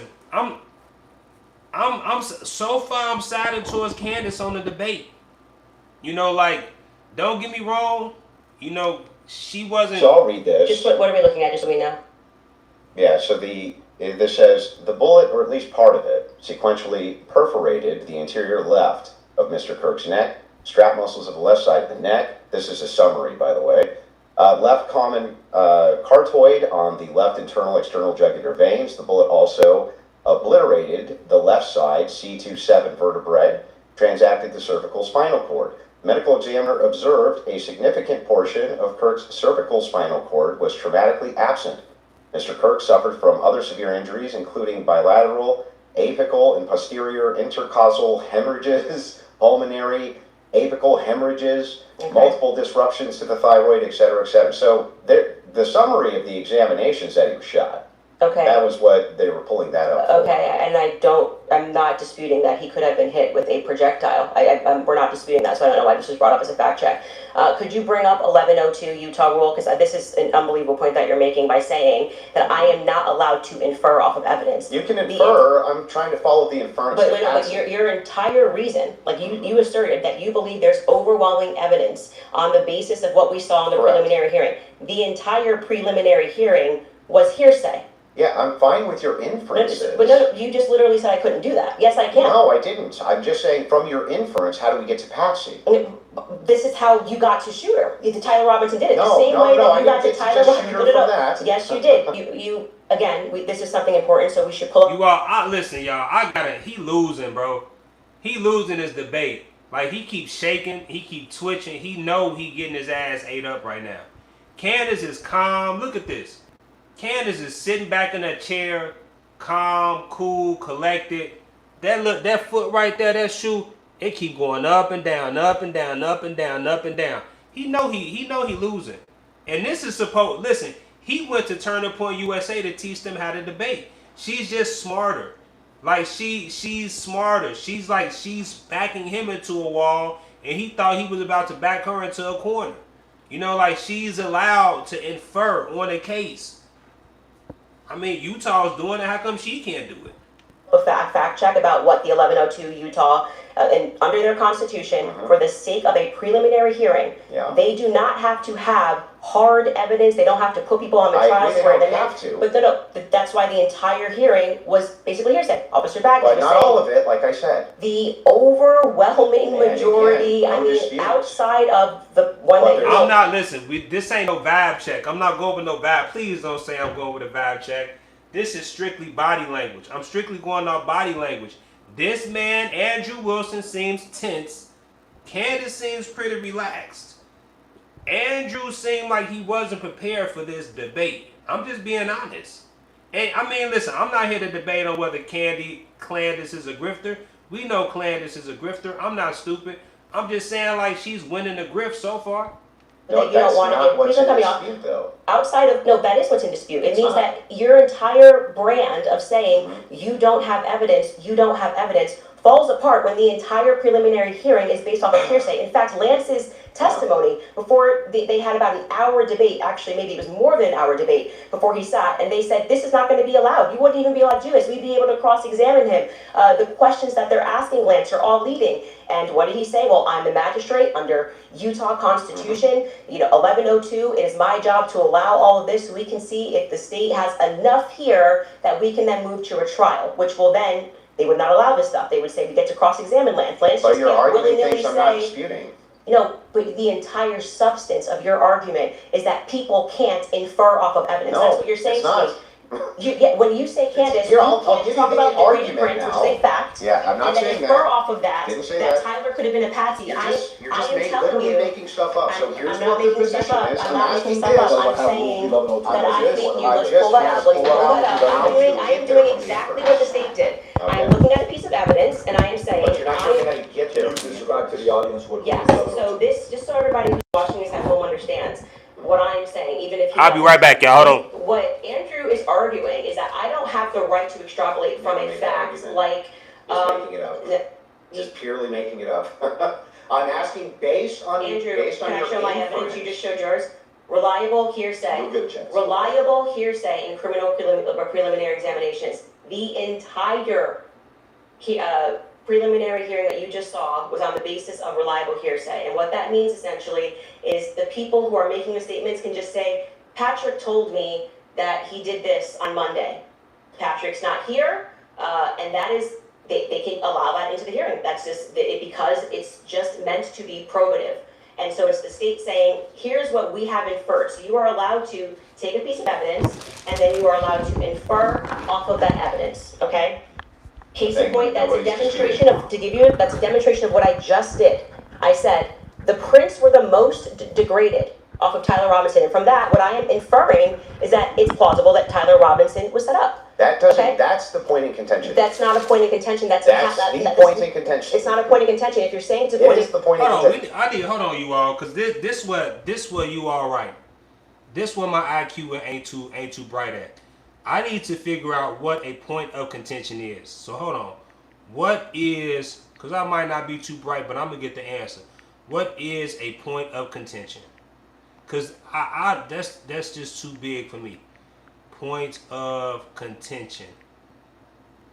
Okay, so according to Google AI, a point of contention is the specific topic, idea, or issue that people are arguing or disagreeing about. It is the core subject causing an ongoing fight, debate, or conflict between the two or more sides. So what's the point of contention? Now I'm serious, bro. Anybody know? Because they saying that this is the point of contention. I gotta figure out what the point of contention is. 1 second. Patrick told me that he did this on Monday. Patrick's not here, and that is, they can allow that into the hearing. That's just, because it's just meant to be probative. And so it's the state saying, here's what we have inferred. So you are allowed to take a piece of evidence, and then you are allowed to infer off of that evidence, okay? Case in point, that's a demonstration of, that's a demonstration of what I just did. I said, the prints were the most degraded off of Tyler Robinson. And from that, what I am inferring is that it's plausible that Tyler Robinson was set up. That doesn't, okay? That's the point in contention. That's not a point in contention. I'm glad I looked it up. I don't understand why that would be the point of contention. Now, y'all know, listen, y'all know when somebody finally understands something, they're going to keep using that shit. I don't understand why that's the point of contention for Andrew Wilson. The woman specifically stated that based off of the preliminary hearing, there were 5 different DNAs on this .30-06 rifle, and Tyler Robinson's DNA was the most degraded. So based off of the information that she got from the preliminary hearing, Candace came to the inference. All right, damn, I sound smart as hell. Candace came to infer that it's a possibility that Tyler Robinson was a patsy. And then Andrew like, well, that's the point of contention. Well, can somebody explain to me, like, why is he contending the point? Like, is that not a logical point? I'm being honest, you all. Like, is that not a logical point? Is that it? Please let me know, because I can't be biased. I am team Candace. Is she not making a reliable point? Is there a reason to contend that statement? Can anybody, you all, and call herself smart after mispronouncing the word? Imagine if it was oh wow. Imagine if it was great and found 5 different DNAs. What would you do? That's okay. Okay. Now we getting somewhere.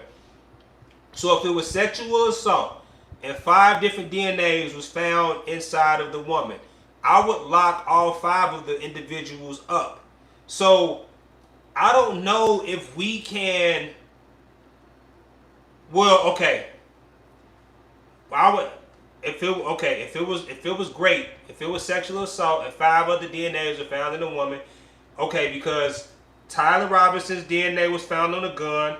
His brother's DNA was found on the gun. His mother's DNA was found on the gun. And then his boyfriend's DNA was found on the gun. So this is what I would do. I'd be like, okay, shorty fucked Tyler Robinson's brother. She admitted that she fucked the brother. That's why the DNA inside.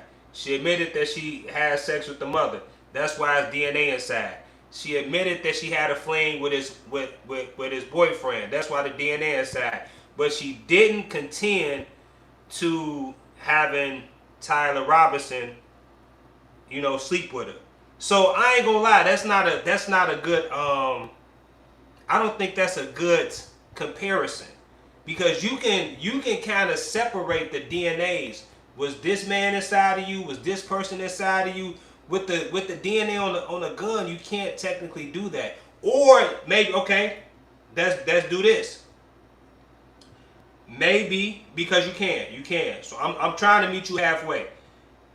it's 5 different prints on the gun. Maybe 4 of the 5 people had a reasonable alibi. So, okay, maybe that is a point of contention. Because maybe Tyler Robinson's brother had a reasonable alibi. Tyler Robinson's mother had a reasonable alibi.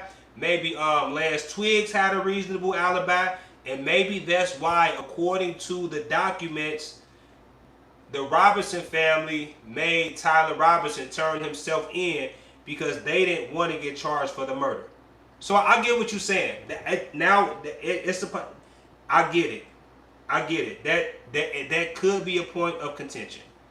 All right. So I understand what Andrew Wilson is saying with that. So I get you. I get you. You make a good point. It's in contention. It's not a point of contention. If you're saying it's a It point is the point of contention. it's not the point of contention. I'm telling you that is what the entire hearing allowed for. So the evidence that he is Great, but describing, we're asking you that now. he is using to argue his case, is all based on inference, not fact. Great. Inference, not fact. So We're what they just- are inferring off of the facts.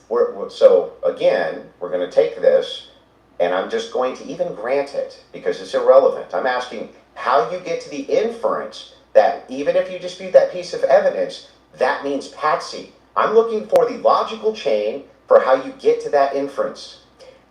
What I am telling you is it's the exact same way that when you tweeted, I think that this evidence is overwhelming. When they say that looks like Tyler Robinson's car, he drives a similar car, okay? They are inferring that that's Tyler Robinson. Damn, man. I'm mad I looked up that word because now I'm starting to think. All right. His DNA is on the murder weapon. His car was spotted around the same area where Charlie Kirk got murdered. Because we're looking at the 5 different DNAs on the murder weapon. You know, like now, I still don't believe he got shot with a 30-06 rifle. But I have to be logical with this, right?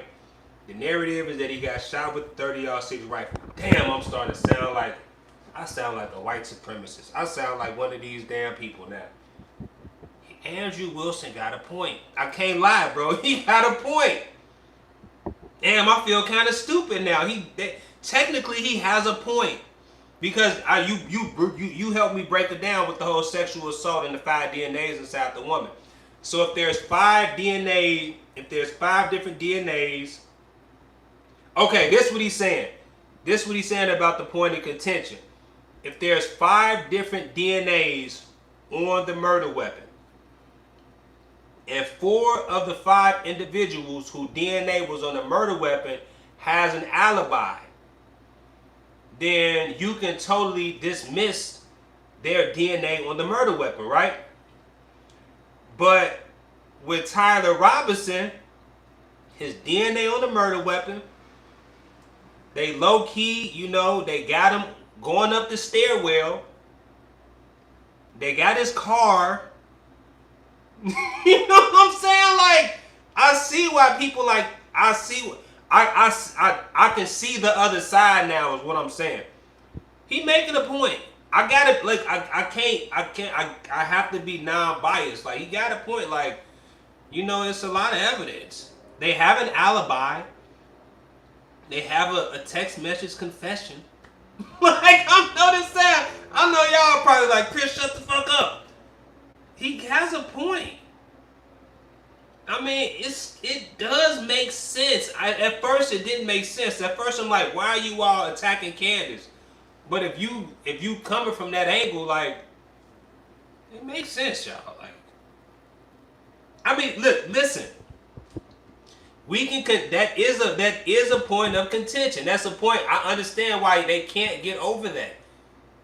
It makes good sense. His DNA is on the gun. His car was circling around the doggone place where Charlie Kirk got assassinated. There's evidence that Tyler Robinson walked up and spoke to some people from Turning Point USA. They got him going up the stairwell. They got him jumping off the roof, and they got him running into the forest. I mean, he has a point. Like, don't get me wrong. Like, I understand Candace. Yeah, she sounds kind of crazy. Like, it does sound a little crazy now. Shit. I'm not gonna lie. Damn. It does sound a little crazy. I get it. No, it's not the point of contention. It's his DNA is the most degraded. Listen, I understand that his DNA is the most degraded. I get that.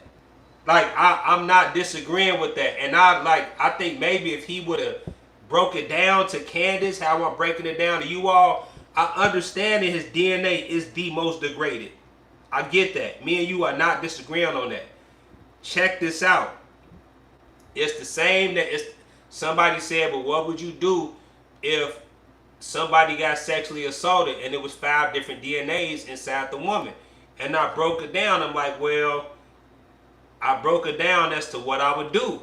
And then I equated it. Okay, if it's 5 different DNAs on a gun, then I would go and talk to every person who DNA was on that gun, and I would ask them, where were you the day that Charlie Kirk was shot in his neck with this 30-06 rifle?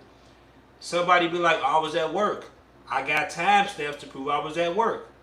All right, well, you didn't do it. I know your DNA is on the gun, but you at work, you got timestamps. Your boss said you was there, like you didn't do it. I was at the gym. All right, well, you use your key card to go to the gym. It couldn't have been you, even though your DNA on the gun. Lance Twiggs, I was at home. All right, you got cameras inside your home. We seen that you was at the house at the time that Charlie Kirk got murdered. The 4th person, I was out of town with my girlfriend. We was on a vacation. All right, I see the plane tickets. Yeah, your DNA on the gun, but you was on vacation with your girl, and then you got Tyler Robinson, the most degraded DNA. Well, where were you on the day that Charlie Kirk was shot and killed? I don't know.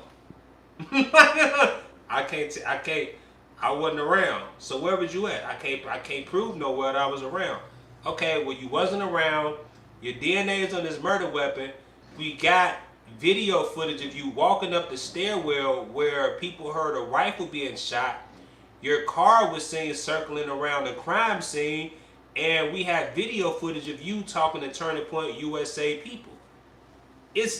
I understand why that could be a point of contention. Yes, the DNA is the most degraded, but what's his alibi? I mean, he has to have a legitimate alibi as to where he was at. Everybody else got a legitimate alibi. Why Tyler don't? And now I'm finally understanding why Tyler people like, no, you need to turn yourself in, because I'm not going down for this shit. I understand the other side is what I'm saying. Can you walk me through the inference so that I understand? It's not a fact. It's not a fact. When you show a blurry image, which you kept citing that we have No, I'm images. talking about your inference that the fingerprints, even if they're degraded, equals Patsy. How do you get Right, that? the alibi would be the steakhouse. And if he was at the steakhouse, if he has receipts that he was in the steakhouse, any legitimate steakhouse will have video footage.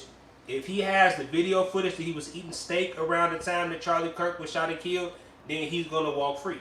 I didn't say it equals Patsy. I think it is enough evidence that it should be explored, which is exactly what this preliminary was in the inverse. That's not in dispute. What's in dispute is when you said, I'm using this as evidence that he could have been a Patsy. I'm asking, how do you get the inference to Patsy from that? Because what I am saying is that it shows that somebody else had more DNA presence on that gun than Tyler Robbins did. So it is plausible, which is already representing plausibility based off of the facts, okay? It is plausible that somebody just took his gun and put it there. Thanks for the gift, Sticky Indian guy. That's how it works. And is there equally 100 other plausible That's your name. Shout out to the gift. I appreciate that, Sticky Indian guy. explanations? I think that's the reason why most people are exploring when things don't make sense. Got it. So yes, at the beginning of that, this is how the court process works. So just so we're clear, if there's 100 other plausible explanations, then Candace, why is it that we should go with this idea that it was a Patsy?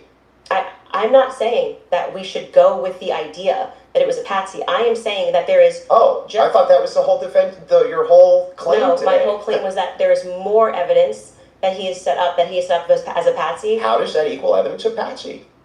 I don't know how many times I can say this. Like, I'm saying that I am using the exact same mechanism that you are accepting for some reason in the Utah courtroom. Yeah. Right, to say I'm going to look at the evidence and I'm going to infer an alternative theory. So you just saw the states and you're accepting it. And they have not presented any concrete facts. You listed on your own Twitter that what you found to be convincing was something that looked like his car pulled into the driveway, a blurry image. No, I didn't. The standard. You know what? That's a good question.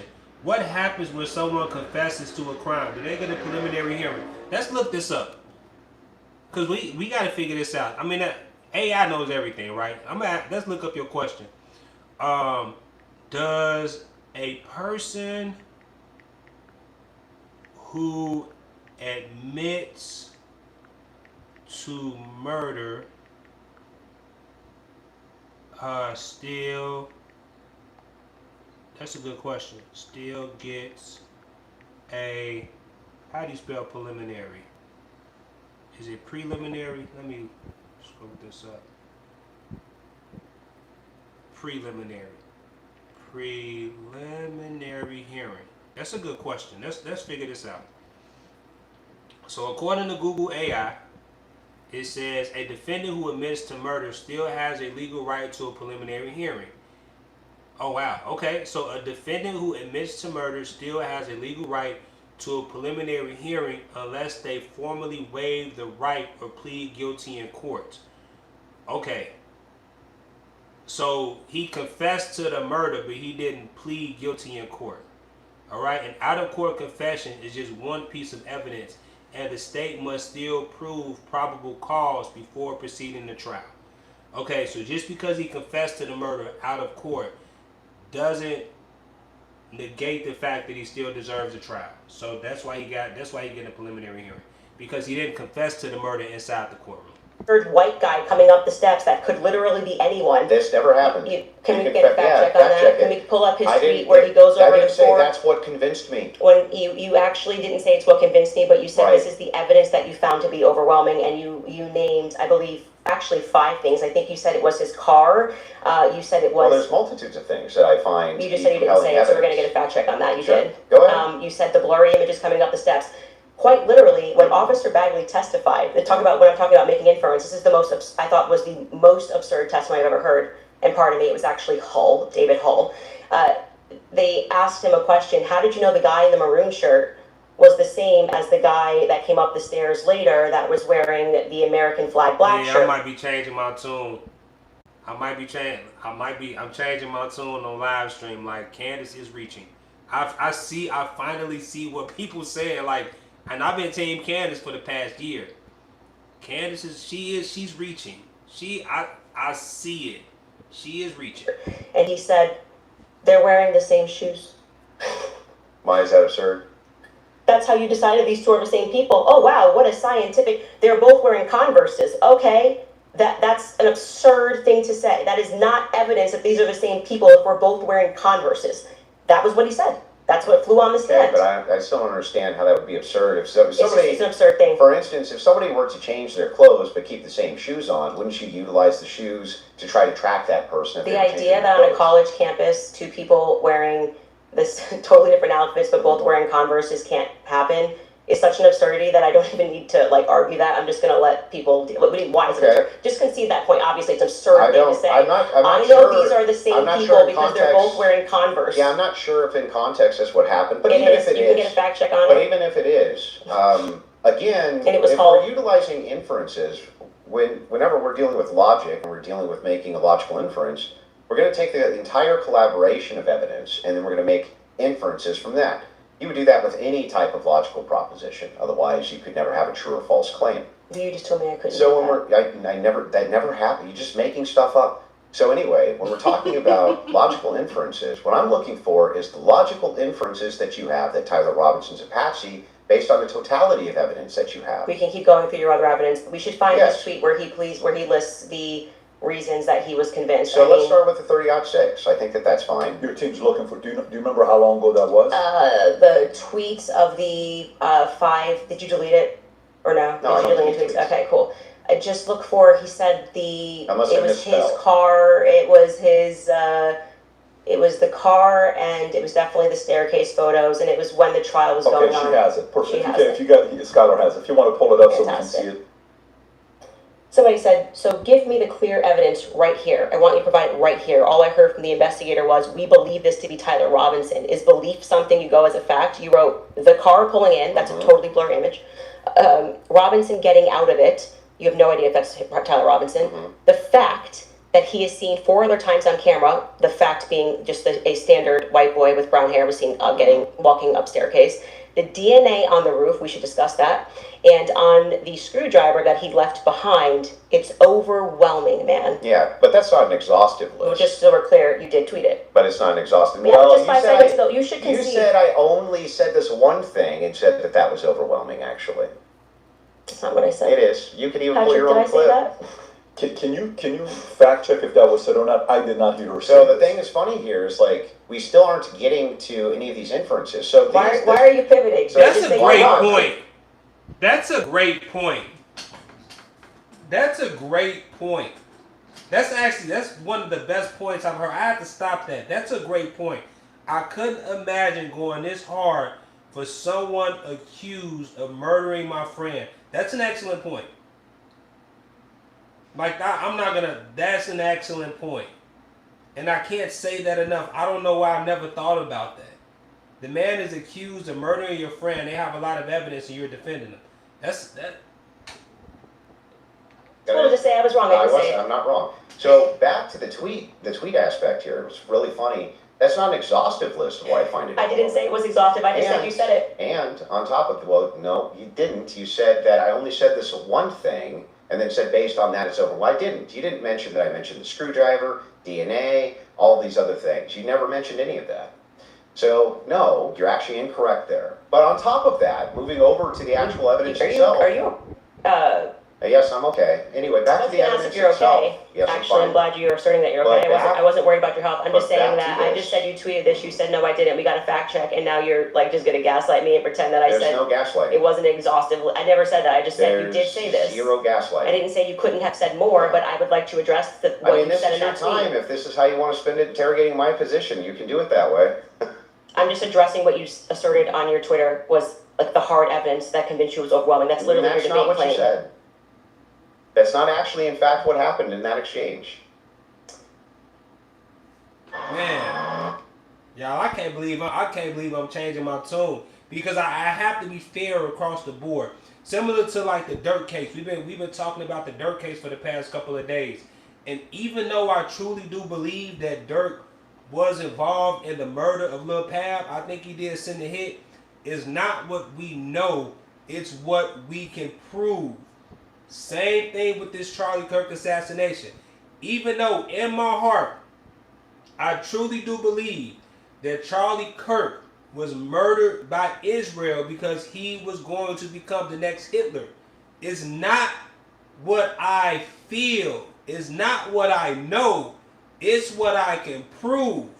And so far, according to this evidence, you all, Candace can't prove that Tyler Robinson did not assassinate Charlie Kirk.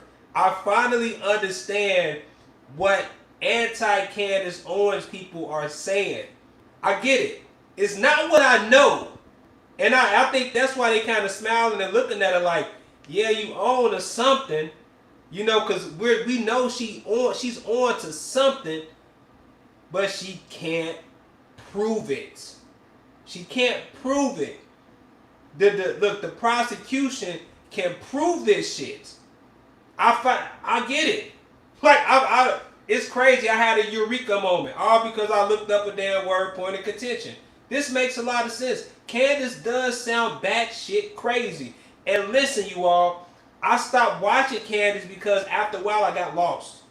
And I'm like, yeah, I still support it. Like, and I think a lot of people do. I think a lot of people who support Candace, like, yeah, I still support her because, you know, you want to support her. But now I don't think I can support Candace. I can't support her anymore. And it's sad to say this. Like, it hurts me to say this because I want to support Candace. But my logical brain, I can't support her anymore. Because, again, what person, because she said this. She goes, how can Erica Kirk forgive the man who was accused of killing her husband so quickly. And that was a great point.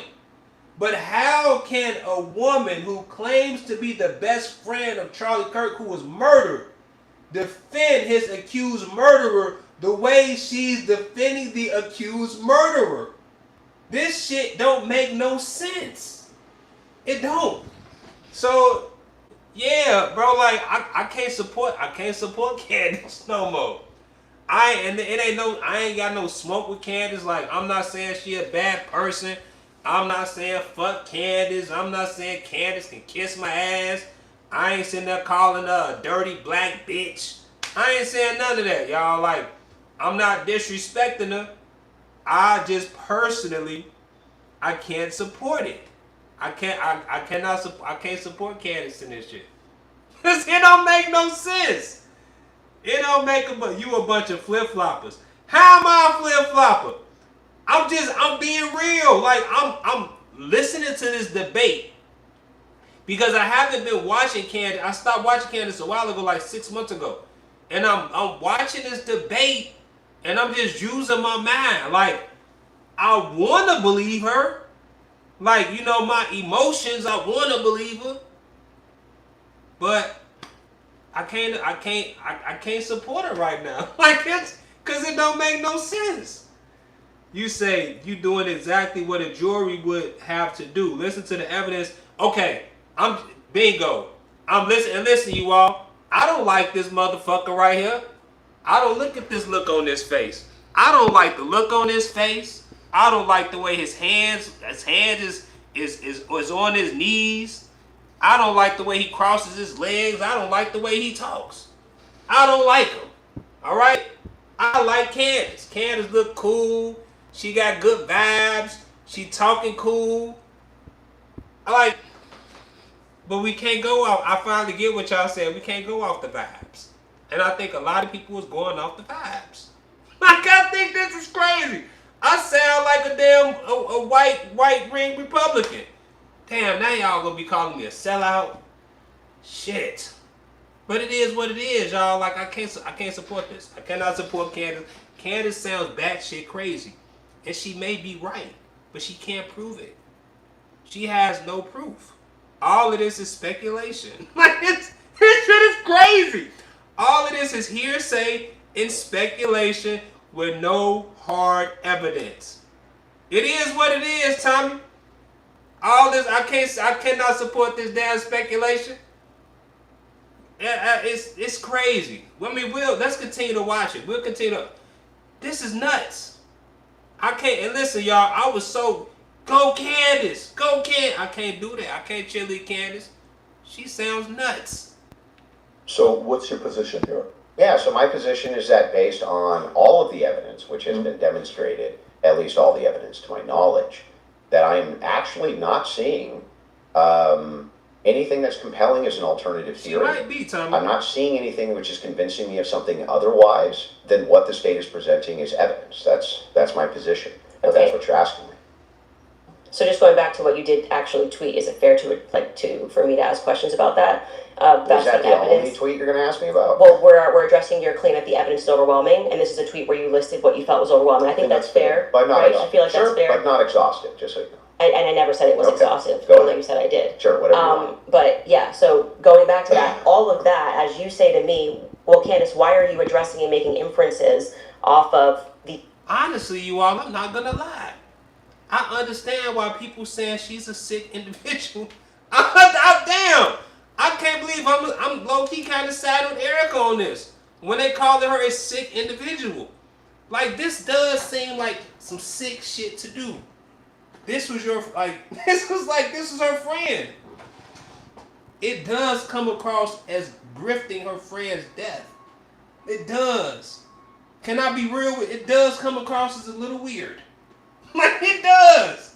Cause it's like, look.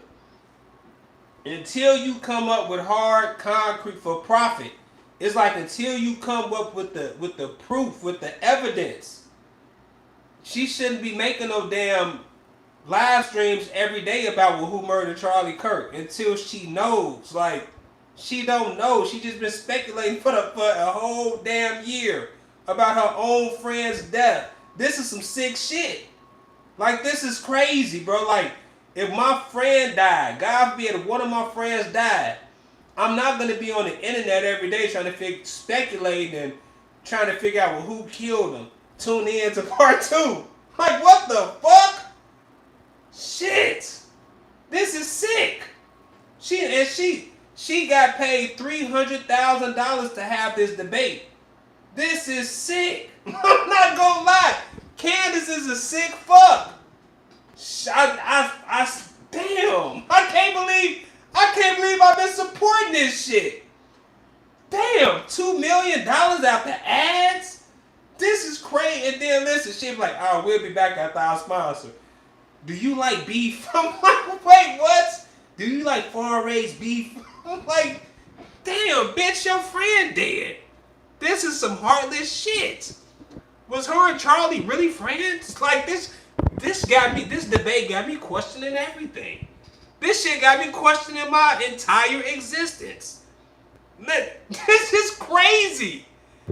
My bad. I know my audio sucked. My bad. I ain't talking to the mic. Wow. This is crazy, y'all. This is crazy. Candace is a fucking psychopath. I see, and listen, you all. I see what Erica is saying. I know. Listen, Erica's behavior is not normal. I get it. I really do get it. But Erica ain't up here grifting off of her husband's death. Like this, Erica not on live stream every day talking about to be continued. Who killed my husband? Like what the fuck? Like this, she's a psychopathic narcissist. Candace is a fucking weirdo, bro. She is. I should have known when she started. I should have been known that she got all them half-breed kids. And take it how y'all want to take it.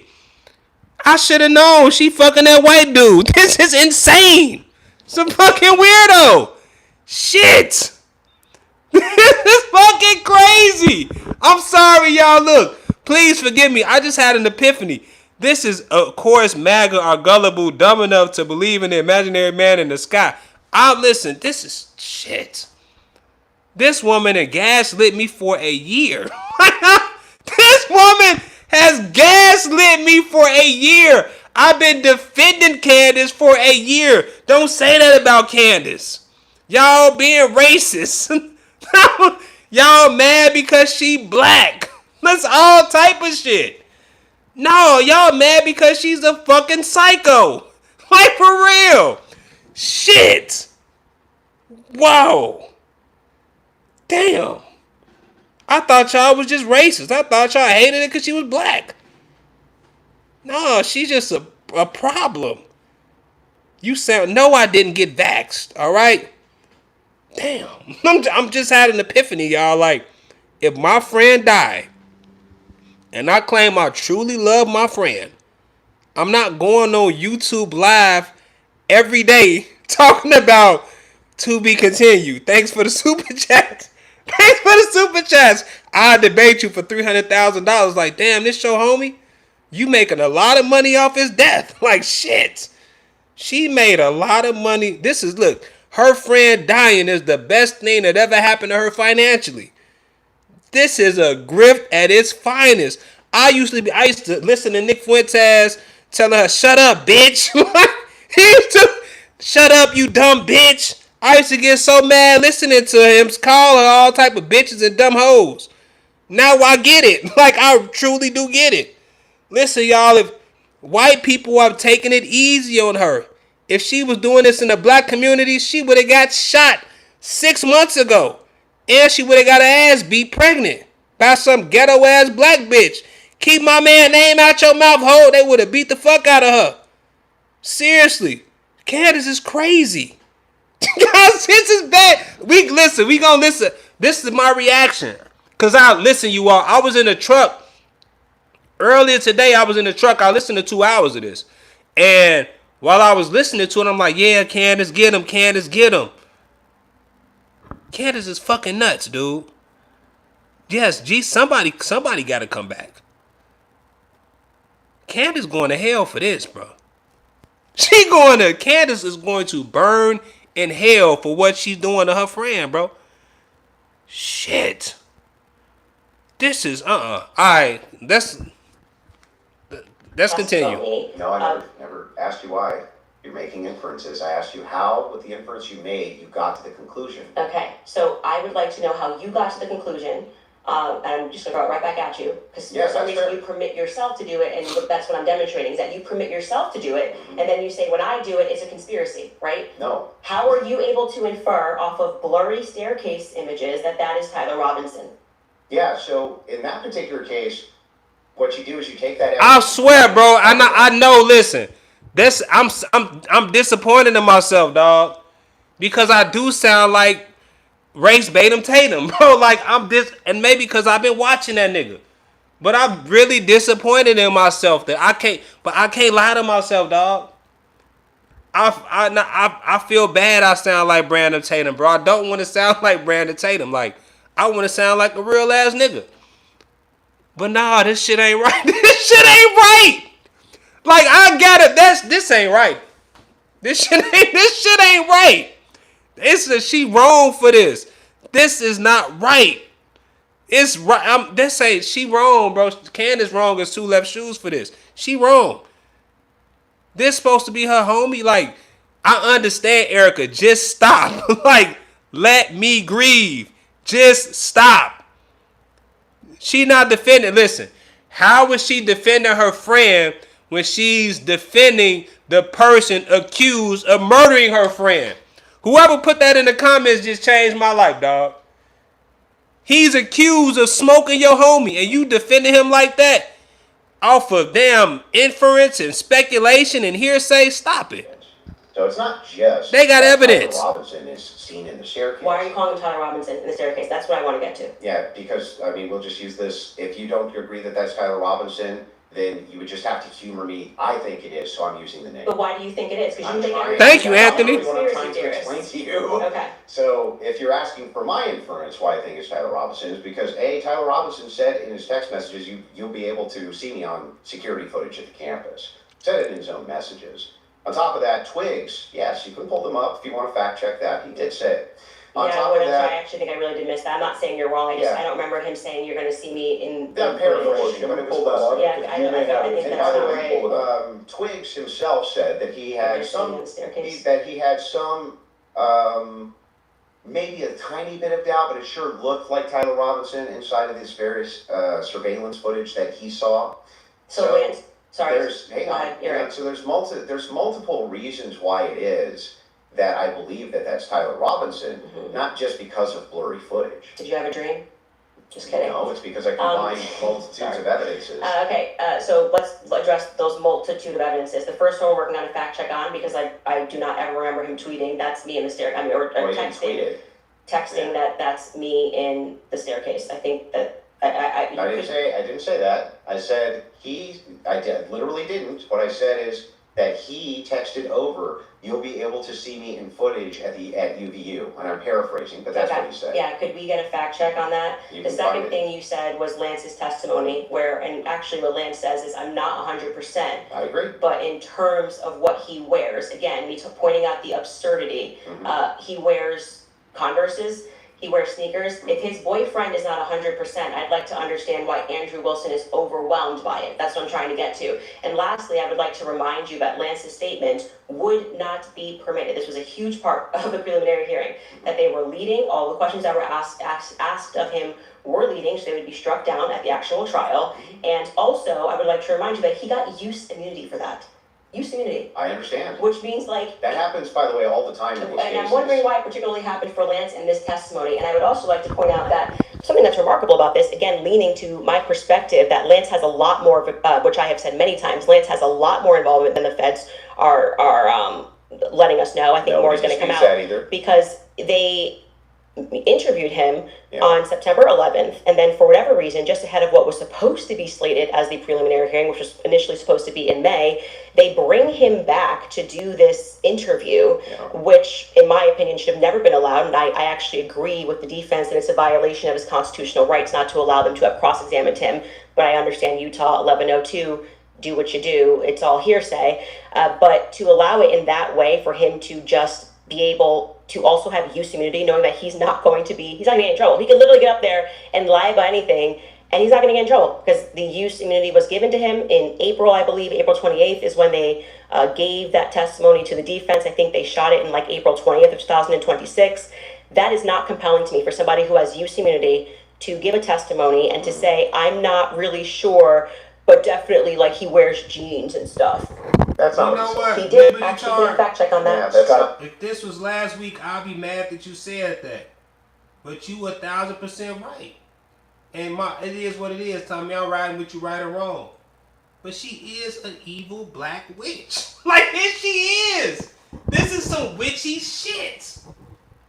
At first, I thought y'all were just being racist because she was black. But it just so happens that she's evil and she's being evil and she's an evil black witch. I can't even be mad at you for that shit. This is some evil shit, bro. This is sick. Shit. This is crazy. This is bad. This is terrible. This is bad. I'm being real, Tommy. I can't even be. That's why you deleted it, because you know back in the day, I'd be like, fuck you, cracker. He right. This is one evil black witch. This woman is evil. I think you can pull it up if you want to. So a couple things we have. We have Rule 801, titles messages, that says it's not hearsay. But first, go to what Candace is asking about Skylar. I think you have it. You just text him if you want to pull it up. You said you have the text. If we can put that up on the screen. Thank you. It was me. Look at the pictures from the surveillance footage. It was me. Okay. I literally said to you, it's not an oof. I said I didn't remember this, and I'm happy to have a fact check on that. Okay. I didn't call for the fact check saying you're wrong. I literally said I don't remember that from the Well, time I'm just messages. saying to you, like, I'm trying to be concise for you. And then also bring the 801 that you said. Yep, the 801. He say I'm trying to be title concise for you. He say, listen, look at his face. He must listen, y'all. And you ain't never had no black girlfriend before, bro.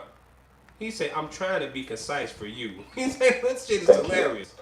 It was me. Look at the pictures from the surveillance footage. It was me. Okay. I literally said to you, it's not an oof. I said I didn't remember this, and I'm happy to have a fact check on that. Okay. I didn't call for the fact check saying you're wrong. I literally said I don't remember that from the Well, time I'm just saying messages. to you, like, I'm trying to be concise for you. And then also bring the 801 that you just said. What was the other one? Yep, the 801, title messages saying it's not hearsay. If you have that as well.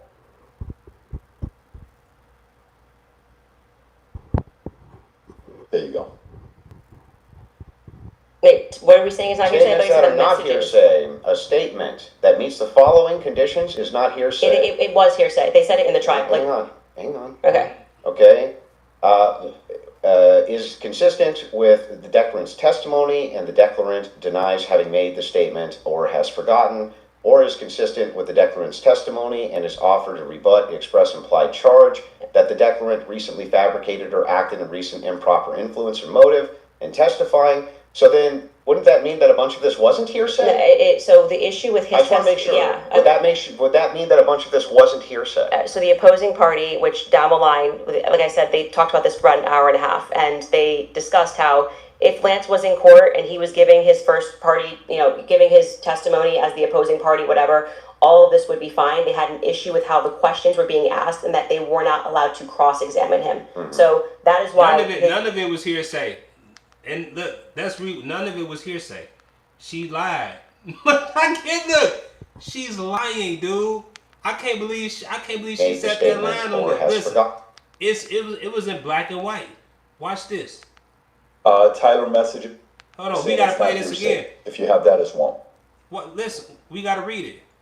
He highlighted, and this on the government website. Look, according to the Utah State Court, you all, it says this: statements that are not hearsay. A statement that meets the following condition is not hearsay. A declarant witnessed prior statement.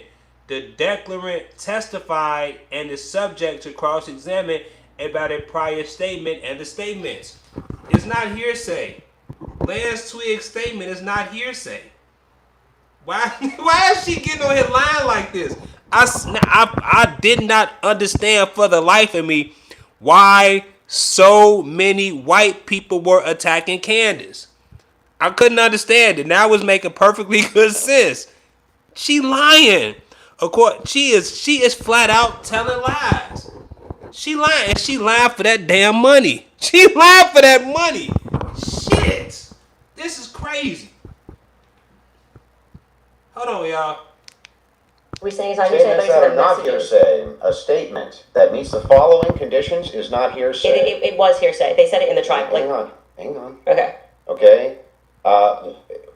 Is consistent with the declarant's testimony, and the declarant denies having made the statement or has forgotten, or is consistent with the declarant's testimony and is offered to rebut the express implied charge that the declarant recently fabricated or acted in recent improper influence or motive in testifying. So then, wouldn't that mean that a bunch of this wasn't hearsay? So the issue with his I just want to make sure. Yeah. Would that mean that a bunch of this wasn't hearsay? So the opposing party, which down the line, like I said, they talked about this for about an hour and a half, and they discussed how if Lance was in court and he was giving his first party, giving his testimony as the opposing party, whatever, all of this would be fine. They had an issue with how the questions were being asked and that they were not allowed to cross-examine him. Mm-hmm. So that is why his video testimony would not be accepted in the main trial.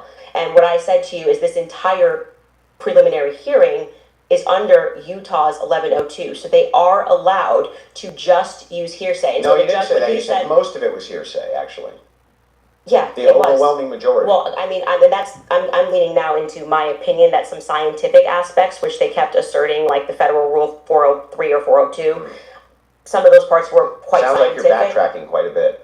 No, I'm not backtracking at all. What do you feel them? Let me help you. Where do you feel them backtracking? It literally was done under Utah's 1102. Yeah, nobody disputed that. Okay. What the dispute was is whether or not most of it was overwhelmingly hearsay. Yes, is that the case? It was. Yes, okay. That's a fact. I'm not backtracking on that at all. And what are the things? How many times did you watch the preliminary hearing? It's like they constantly, I'm 1102, 1102, 1102, 1102, 1102. And the reason for that is because it's allowed. I'm not saying it's illegal. It's allowed at this stage. But I'm just reminding you that when you're going to sit across from someone and your claim is going to be, where is your hard evidence? This is what I heard and I agree with what I'm watching. You are watching the state put on a hearsay preliminary hearing. And all of those things are not going to be allowed, right? Even when they got into witness statements and things of that nature. There's a reason why they swear you in and they say, you swear to tell the truth, the whole truth. Did you, write this statement? So it's the overwhelming. Y'all, me getting sober was the best thing that happened in my life. I'm sorry. I know I say this damn near every live. So I'm serious. Cause I half the time I was watching Candace last year, I was drunk and high as fuck. I was too high to even understand what she was doing. I'm so. This is what it is, y'all. You really look at life different when you sober. I was high as hell, y'all. I can't be held accountable for supporting Candace. I was drunk and high as fuck. This woman is crazy. Getting sober was the best thing that ever happened to me. I ain't gonna lie. That was the best thing that happened. I understand why they say a sober mind is important. Because if I was smoking weed right now, if I was drunk, I'd be like, yeah, Candace, you right. Y'all, God is good. Majority of what you saw was hearsay because other people were representing other people's statements. They were saying they had conversations. We don't know where it came from. All allowed at this stage. Okay? But it's hearsay. So but even a lot of that stuff may not fall under hearsay, under what we just read, right? But the evidence that you're speaking about, like when you say that we're going off vibes, you don't know Tyler Robinson, okay? His boyfriend is not 100% it was him. So I'm going back to your points that you made that this was overwhelming evidence for you. Mm-hmm. That doesn't make sense to me. Well, overwhelming just means you can't consider another option that there could have been another white guy wearing Converses on campus? Yeah, do you agree with me that I said that what overwhelming means to me is that it's just very convincing to me? Yeah, and I find it to be completely unconvincing. And that's fair. Because I understand that I looked at those blurry photos that they presented and said, your statement on right now is that he's wearing Converses and he also that's just crazy. But these aren't the evidences that I find the most convincing. Well, you said that in your Twitter.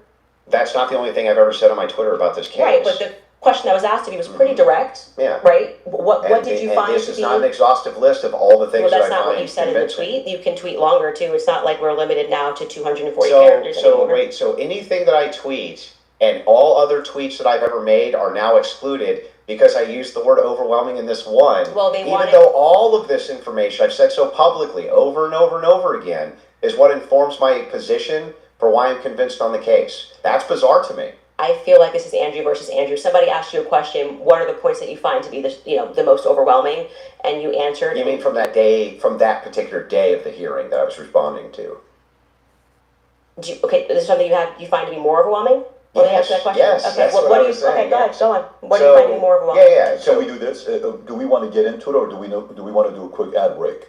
Are you guys good to keep going, or? I'm fine to keep going, but we can also. Would you like to take a quick break? Doesn't matter to me either If way. we're going into a different topic, that may be another 30 minutes, 40 minutes. I don't want to stop you guys in the middle. Let's end on what you find to be more overwhelming. Yeah. So if for me, it's the confessions, the text messages, all of that is what I consider to be. What up? From my opinion, that's the most convincing for me. Okay, we should discuss the text message confessions when we get back, if you'd like to. Okay. That's a good idea. Folks, we're going to take a quick. All right, y'all. We got to do a part 2 of this.